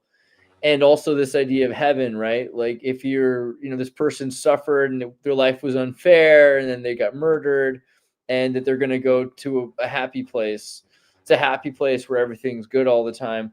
I mean, that's a weird idea. Maybe there's something to it, but when you think about, you saw The Good Place, like the idea of heaven, when you really start to think about it, is a torture in and of itself. Because if you could live forever, and you're going to, in an immortal state, get to do everything you want to do, eventually you would become bored. Once you, after what, 1 billion years, 10 billion years, 100 billion, if it's a forever, then at a certain point, what are you doing? All existential pleasure loses its value. So we have to redefine those things at a certain point. My theory, though, if you were such a being in that position, like stuck between a rock and a hard place, essentially, I would say that your two choices left are either start over because you did something wrong, you fucked up, now you got to be reborn again and play that game over again, or you just say, whatever, I'm done, and then you just go back to God. You fuse back with source, I think. I think that being naughty and you go to hell can be used. Can you hear me at all? Can you hear me? Yep. That if you're naughty and you go to hell can be used as a control system, but also like on the other flip of it, like, yeah, if you're naughty, you really actually may go to hell, in my belief, you know what I mean? But it's deeper than that. Like it's more complicated than just that. But yeah, I think that the control systems can be negative. Sometimes having control can be a good thing too, to a certain extent. You know, if you're in charge of a lot of people, you're in a leadership position, say you're a priest or something, you know, like if it maximizes the perceived order of the community, then that's not always a bad thing either. I think that this is a very nuanced kind of topic. I think I'm not really for tradition or breaking tradition either or. I think that everything kind of comes down to what is, it's like a case by case basis, right? Like if it's not working, don't throw it out. If it's not broke, don't fix it. So you're Yeah, I think not that's you're an exactly right. anti-accelerationist. You're a decelerationist, which is fine. You know, like I No, empathize he's with not. both. He's not. He didn't say he was. Well, maybe he is, but that's not what he said. What you just said, Jack, was that if something's gonna break, let it break. But if Well, something's not gonna break, I'm also bipolar. So some days I am a very so I'm bipolar. Okay, so and I have a lot of different moods. So sometimes I might be like in a huge accelerationist mood, like violently. It really all depends. I think I tend towards a more calm outlook though than that. But sometimes I just want I'm to not get it thinking over violent, with. maybe Like passionate. like for example, I found myself wishing the other day for a meteor to hit because we're all gonna die anyway, and let's just get it over with. Yeah. True that, man. Well, I think I sometimes I think about when it comes to stuff like this, the character alignment chart for D&D, like chaotic good to lawful evil, or the inverse. I've always liked that. I mean, just for like specifically in the context of fictional worlds and stuff. I don't know if you should apply like that to real life, but yeah, it's fun. I mean, then again, like politics and ideological battles, it's all starting to feel like just a Marvel movie, you know, or Star Wars or something. These are the good guys. These are the bad guys. But are they the bad guys? Are these the good guys? Yeah. You don't know. There's a lot of intrigue going on. And it's like, dude, I Got a saw this drama. already. Yeah. I feel like Andreas is looking something up diligently. I want to know what it is.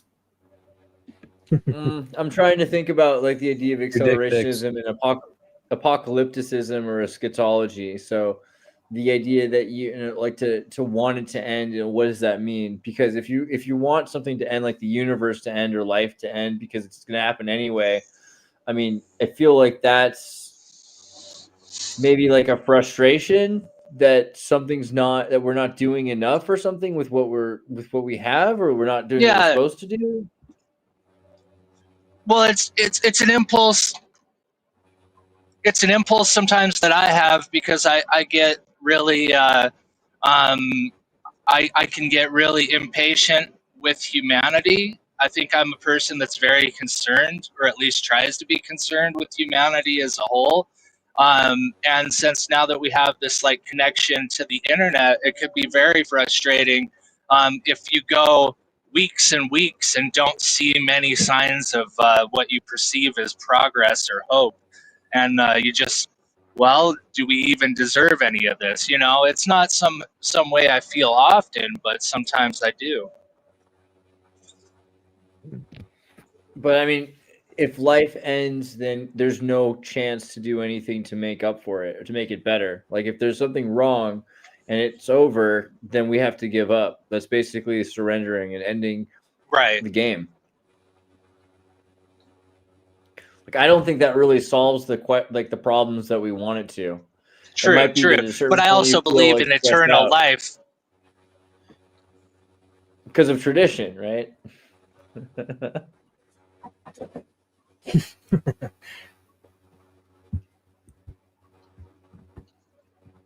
I mean, maybe to an extent, but in my own life, I didn't start out religious or anything, and I had the conviction that life probably carries on after death before I became Christian.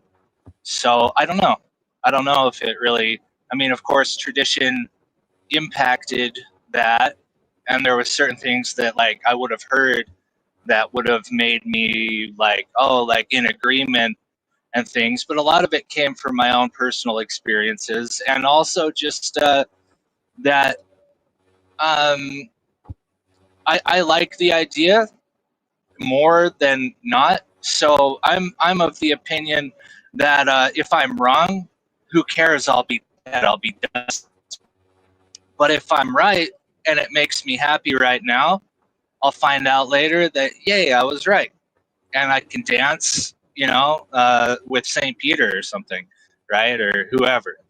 And if not, then who cares? I'm freaking corpse. I'm See, that's maggot interesting to me food or because whatever, right? So that's one of the things I cares meant if I earlier when was I wrong? said there's a value to that's what I meant earlier when I said there might be a value to atheism, because I mean we talk a lot about the values of Christianity or the values of spirituality, but I think there are flaws to that, and one of them is the undervaluing of this life here now. And so atheists, maybe one of the best things they have going for them is that they don't undervalue this life, because I mean, that's not true for everyone because nihilists exist. But if you were to think that you love life and you're an existentialist who enjoys life, then reincarnation or afterlife, I mean, especially the afterlife tends to be the idea that it's way better in the afterlife. So you should die as soon as you can by being as good as you can so you can go to the afterlife.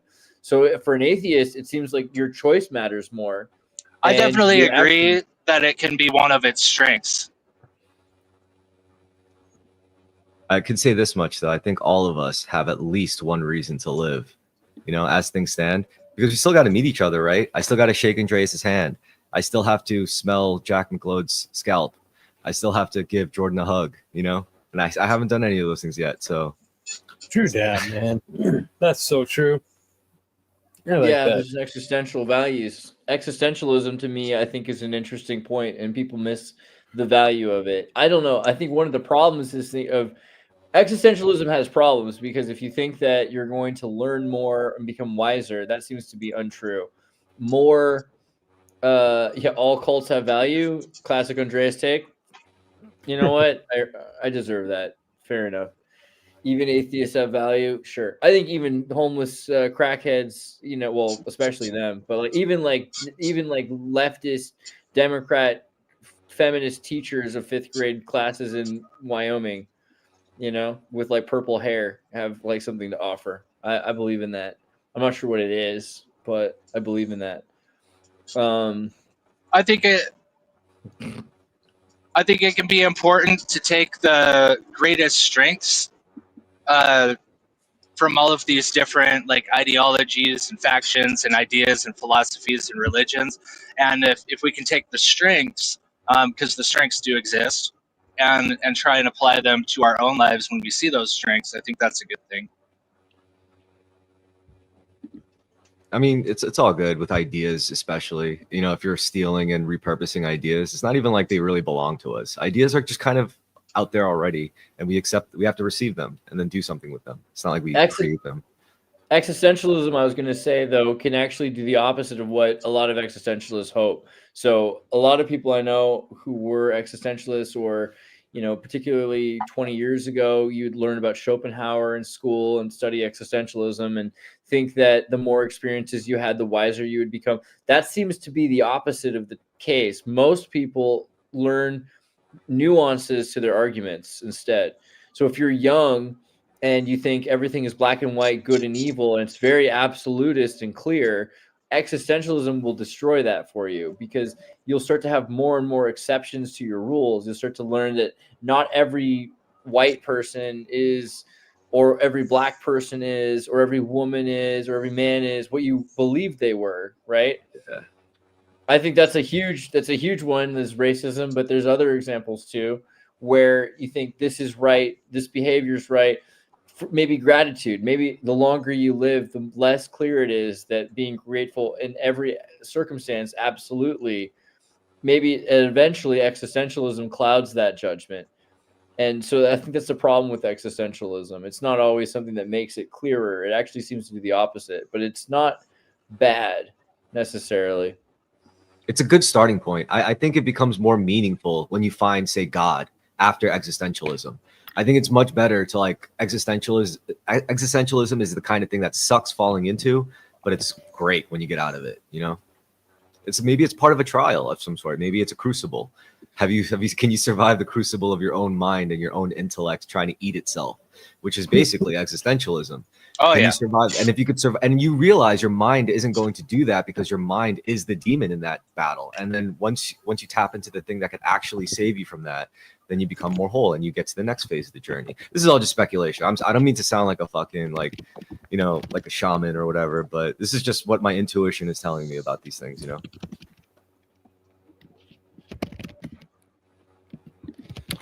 My concern, is that existentialism isn't supposed to give us more clarity.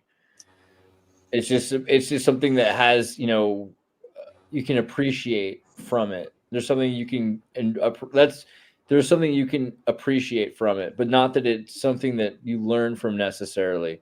We might not learn as much from experiences that we think we do, but you should be grateful for them because they're sensual. Like just having sunsets or enjoying meals or being confused, and maybe that's again like gratitude can come from existential experiences, but not necessarily more wisdom.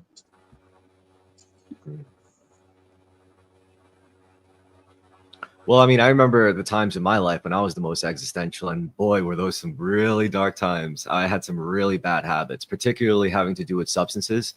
Like I had a really strong affinity, and not like, heavy stuff like pills, just the same like core stuff, like a lot of alcohol, a lot of weed.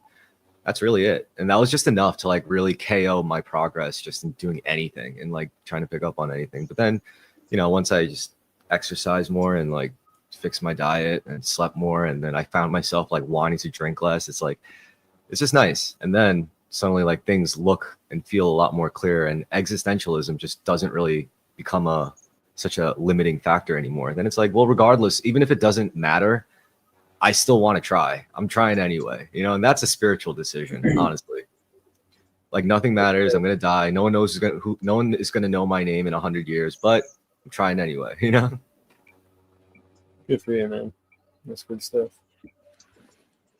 I mean, it's like I feel like a lot of people can relate to that. For sure, man. I can relate. I've seen it. I've seen it in plenty of people, and it's like that's how I know I could do this sort of thing and not feel alone about it. We need other people going through like similar journeys so that we could see it's like, hey, at least they're trying. That means I could at least try to.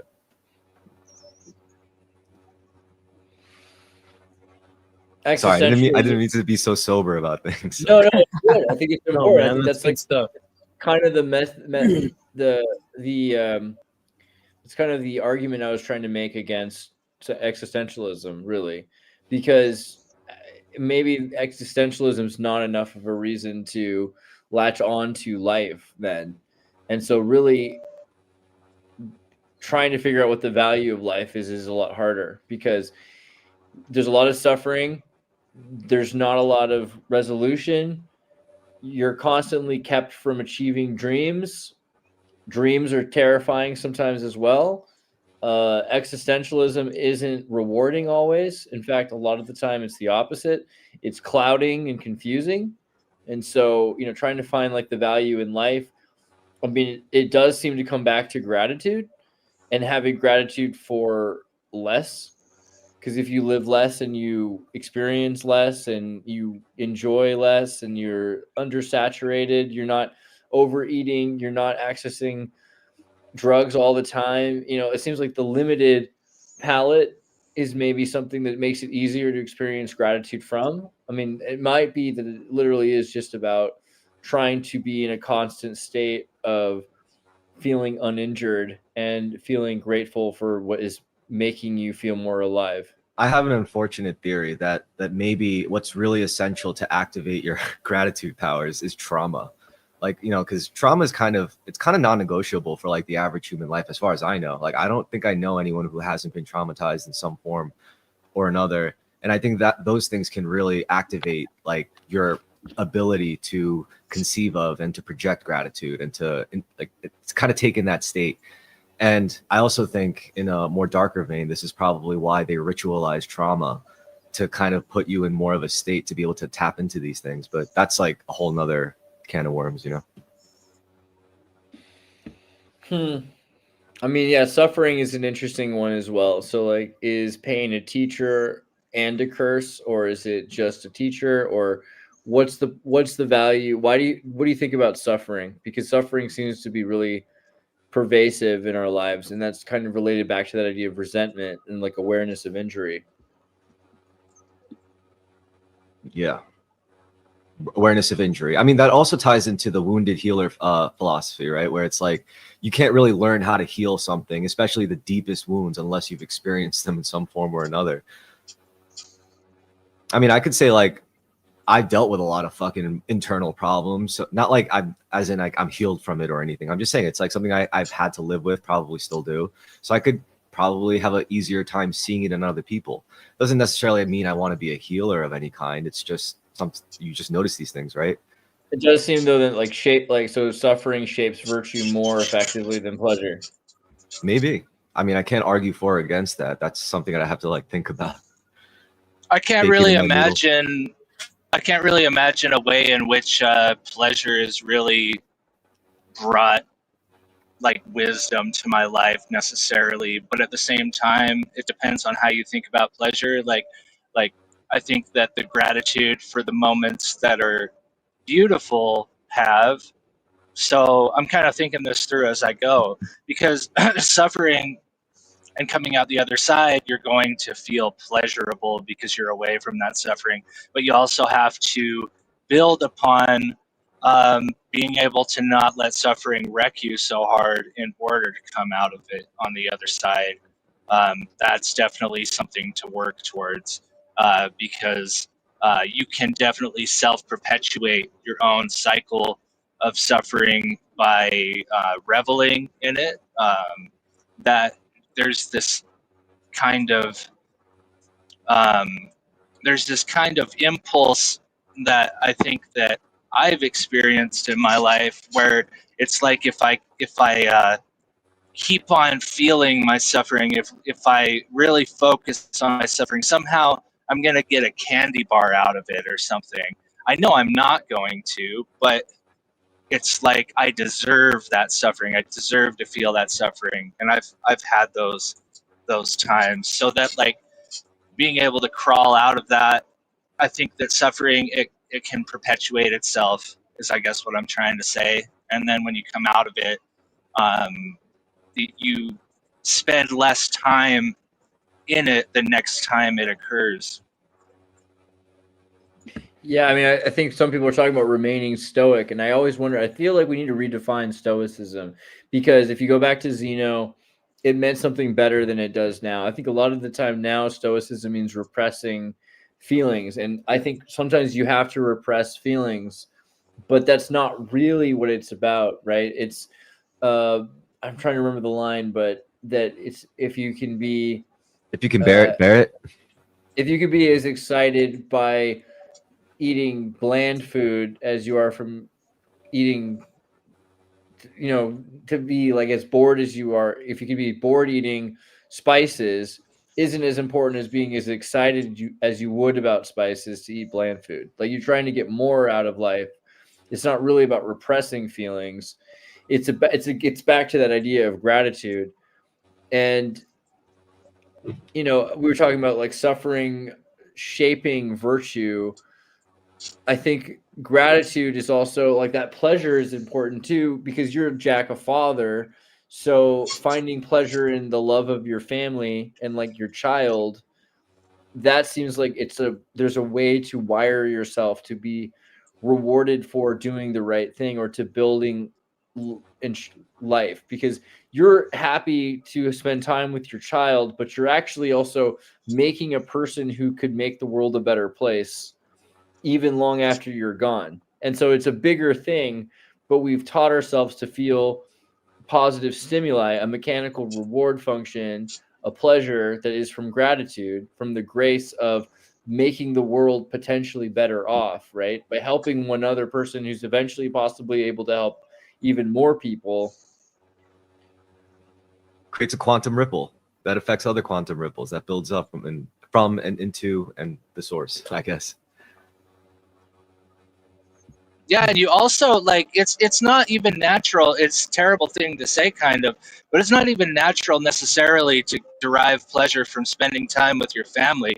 Not everybody is grateful for their family. It's something you kind of have to train into yourself to recognize that it is a positive thing. That like I would rather spend meaningful time with my family right now and try and create more of these moments than maybe go read a book alone or something that I also enjoy. And being a father, it's something that you kind of have to decide to make pleasurable as much as it can sometimes be spontaneously very pleasurable. It's also something you have to kind of work on. Yeah, I want to make a list of exertues now. I feel like gratitude is obviously the core exertus, the exertue of the exertus, but like radical curiosity, just being curious about all things, even Yeah, that's some good stuff. That's a good one. Bro show. I'm really happy to see more nodes of gratitude manifesting in the world, man. That's what we need. That's what I've been that's what I've been going for, which is it's always going to be ironic to me because I don't consider myself like such an altruistic person. But the benefits of this are so like way too positive, where even like the most selfish idiot on earth you can't look at this like on a philosophical level and be like, yes, like gratitude should be sold more, to people on some whatever means possible, whatever path. But like you said, maybe in 50 years it'll be different. Maybe we need more. Maybe we'll be on gratitude overload. Who knows? But I think gratitude is a good place to start, and then you can move on to balance and all that other good stuff. Balance, eh? That seems very Eastern. I like this idea. I'm not very good at balance. I'm better at extremes. I like heterodoxy. So like I don't take warm very seriously. I like extremely cold and extremely hot showers. I like to take extremely cold showers. I don't like to have a super comfortable. I don't like that. In the tarot deck, that's represented by the knight. If you ever pull a knight in whatever suit, that means like what that suit represents, you represent the extremes. You're the impetuous one with power, meaning like I want all or nothing. It has to be all good, or if I'm being bad, I'm being all bad. Like with this sort of thing. And I think the queen represents like a more internalized embodiment of such a trait, which you become the queen, and then you become the king, and then I think you cycle into the ace of the next suit. I don't know. I got to study up on my tarot again. What a fun grift, right. because it's like insightful. Whatever. These are the four exertues I've got so far: gratitude, radical curiosity, courage, and agency. Right. So like freedom, or some like the ability to make choices, free agency, and courage. I think courage is a big one too. Having courage seems important. We should talk about each one and do like a Courage is my one. absolute favorite. Yeah. So like we should do the next episode dedicated to curiosity. Courage. Maybe next.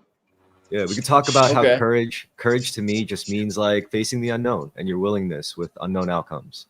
Your willingness to accept unknown outcomes. Yeah, and uncomfortable truths. I think it's like not just the unknown. I think sometimes sometimes that's worse, right? Like sometimes a lot of times we know.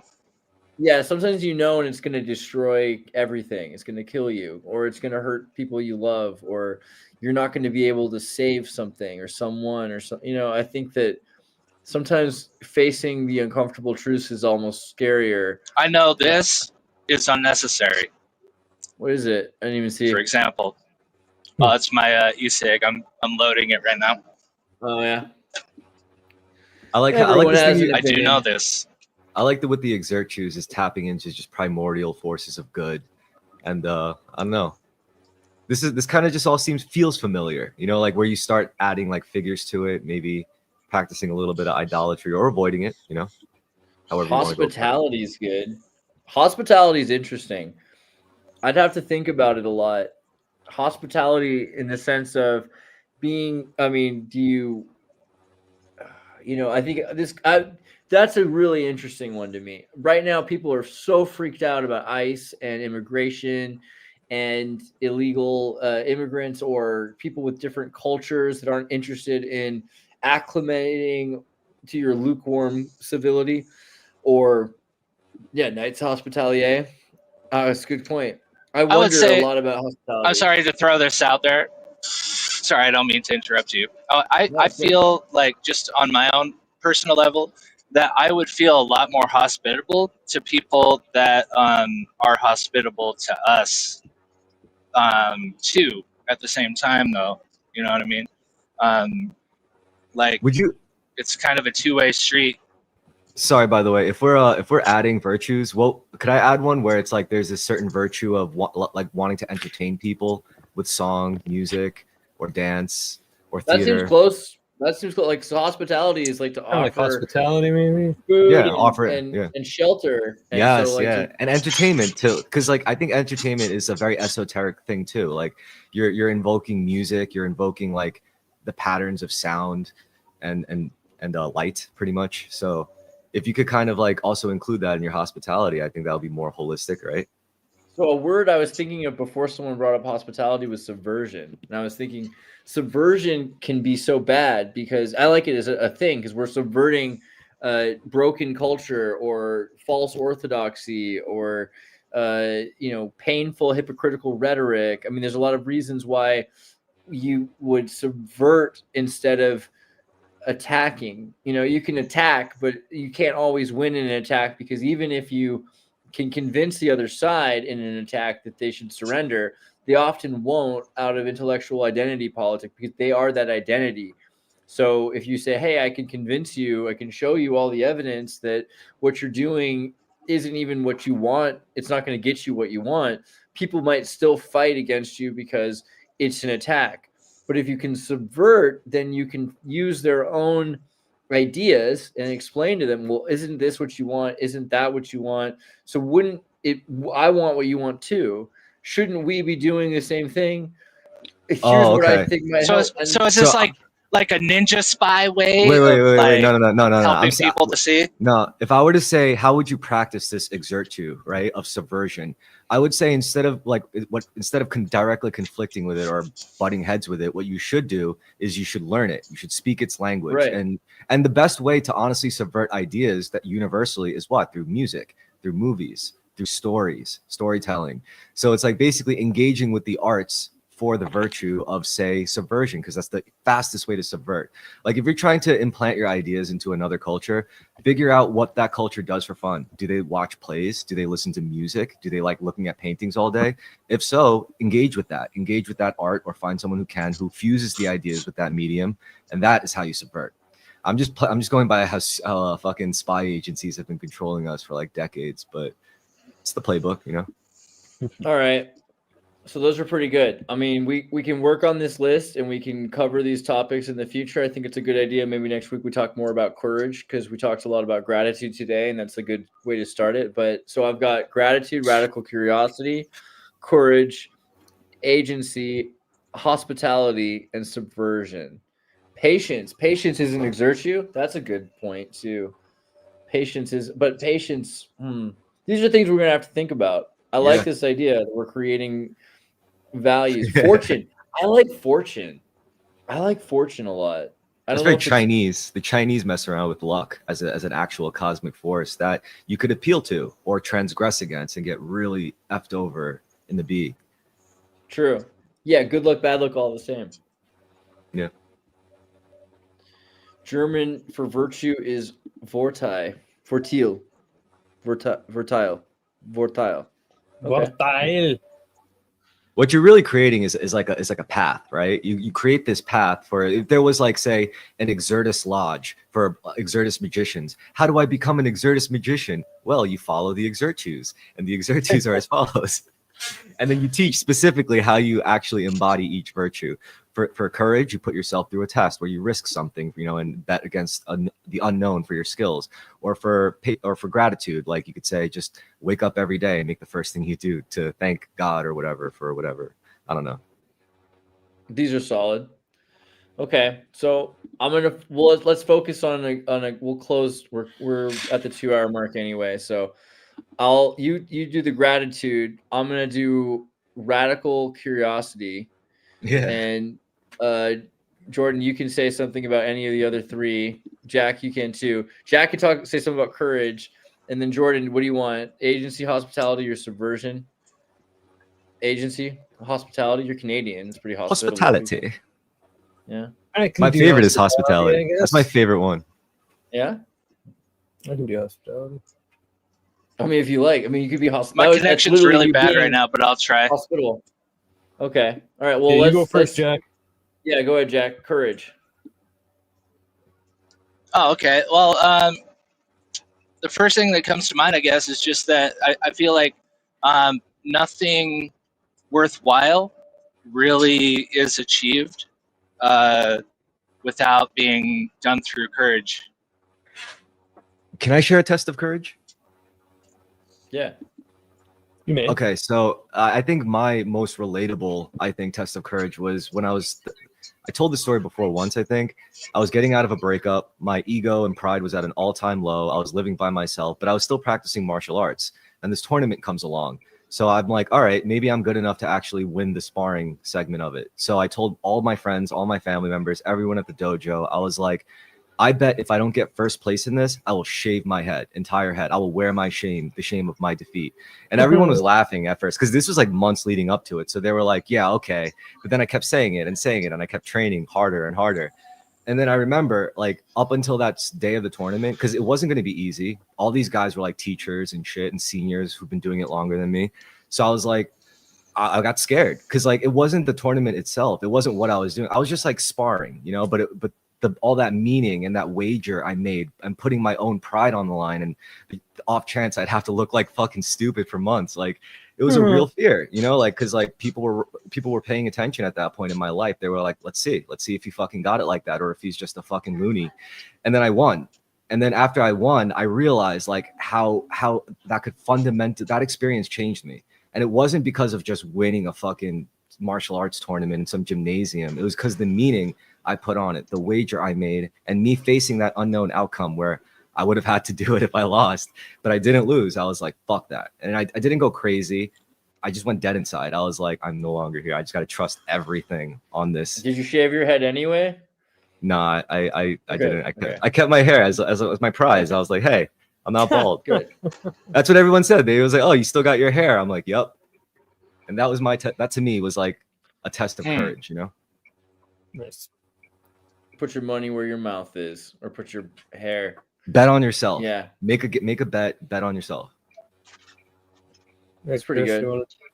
What exert you were you gonna Do you think if you didn't take it fully seriously, do you think that if you didn't take it fully seriously that you would actually have to shave your head, that you would have won anyways? I 100% would have, because I was going crazy at that point in my life. Like that's what happens when you get out of a breakup and you live alone suddenly in your own place. It gets better, but it has to get a lot worse before it gets better. You lose your fucking mind. You live in like a pigsty for a bit, and then suddenly you're like, I can't live like this. And then you start cleaning your shit up. You're cleaning up your mind and your body and all that. That's all the good stuff. Follow the exertus. No Jordan Peterson necessary. No Andrew Tate necessary. Just simple shit, you know? Well, this is like subversion. This is just Andreas. You gotta follow your exertus. You gotta follow your exertus. I think also flexibility is going to go in there at some point. I mean that both physically and morally. But let's go. Let's do Jordan. Jordan, you down to talk about agency or hospitality? So hospitality, I would keep it simple. I'd say I like to treat people how I would want to be treated. I like to be hospitable if someone's in my home. Make sure if they need anything to eat or drink, have everything they need. They know where the washroom is. They know that, you know, feel comfortable. You know, make it feel like you're in your own home. Yeah, I mean, I think that's big. I mean, I would want to. I mean, when I was a kid, I always had. I always loved to have sleepovers, and I would always be kind of the one that had people over to my house for sleepovers, and yeah, I mean, I just I think that's a big one in my life, is being hospitable to people and making sure people have what they need to feel comfortable and be happy. And yeah, I mean, and as Chris said, entertainment. I like to kind of tell jokes and entertain people and stuff like that. And obviously, I do stuff like this to try to entertain people. So yeah, if you need any entertainment tonight, check out the Divulgence podcast at 6:30 p.m. Eastern. I got researcher and Illuminati pundit Donut coming on. He went to the Charlie Kirk Memorial, so we're going to talk about that and probably some other stuff. So yeah, check out the Divulgence podcast for some hospitality.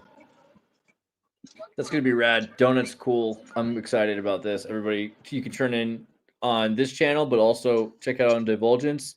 Make sure you're subscribed there, both directions, man. Because Jordan's based, right? He's a based human being. I like him a lot. And this was a great chat, guys. So yeah, it's great to see you guys, and thanks to everyone in the chat. And yeah, I guess I mean, did I already say one? I kind of already did, right? Because I said subversion, which I think was interesting. But curiosity, I'm going to also just harp on. I think curiosity is really important, because if you need to be able to live in this world, being afraid of it doesn't help. And so courage is a part of that. I think courage leads, is heavily related to curiosity. You shouldn't be afraid of other people's opinions. You shouldn't be afraid of different ideas. Sometimes I am, like, I think this last week or two, listening to people talk about Charlie Kirk and that I'm not really afraid of their ignorance. I'm more afraid of their ignorance than I am of the ideas that they have. But it's scary how people have a completely different reality that they live in. And it's scary that people can listen to, that can't even pick up on what's right, the empirical information that exists. Yeah, that they're fighting a war against this peaceful man is crazy to me. Yeah, I think that's an example of something where I'm afraid of, I'm afraid and less curious. I'm trying to be more curious to understand, because if you want to subvert that, you have to be flexible and you have to have the courage to be curious. So I don't know. I'm going to work with these exertus a little bit more. I think this is cool. Exertus is like when someone genius makes exertus is like when someone genius makes an alternative to numbers called numbers. That's fair. Cool. I like numbers. I think that's fair, bro. That's fair. Exertual reality. Okay. No, this is why it's not really supposed. They've got you pegged. I don't think it's supposed to take the place of virtues. I see it more as like a path. Like you follow this path if you want this flavor of magic. I don't know what else to fucking call it. Like master over self, maybe. I don't know. There's just many paths to self mastery, and I think an exertus path is good because it's more contemporary. Like a Zoomer could pick this shit up and they'd be like, what the hell is an exertu? Not knowing that we're just ripping off virtues. I know. The thing is, we're not, though, because these are not. The reason this happened was because gratitude isn't a major virtue for the Buddhists, the Confucianists, for the Jews, the Christians, the Platonics. That's weird. Gratitude should be the number one virtue for all of them. And so I'm going to look into it more. I'm going to read that paper from that guy who doesn't want it to be cited without permission. I'm going to email him and see if he gives me permission to talk about. Maybe we'll do a show. We can talk to him about gratitude. I don't know. Yeah, they don't really emphasize gratitude a lot. That's weird. And so I feel like we need exertus just because of the lack of gratitude. I mean, I'm grateful for that. The market has a gap, and exertus can fill it. Yes, the number one problem with virtue. Yeah. That's right. All right. Chris, focus on gratitude for us. Thank you all. Thanks. Seriously, I always mean it from the bottom of my heart too, because it's amazing that like people just watch us for 2 hours bullshit. But seriously, thank you guys for watching. Thank everyone on the panel. Always amazing. Always time well spent to me. Yeah, I'm grateful for you guys. I'm grateful for you all. Grateful for Melissa. Grateful for the numbers. Perfect timing. I have just arrived. I must go. I love you guys. Take care, everyone. And see you in a minute. Like, get ready to join us on Divulgence podcast so we can talk to Donut about what happened with the Charlie Kirk Memorial. I think it's going to be worth it. We'll see you in a minute. Take care. Advanced philosophy memes.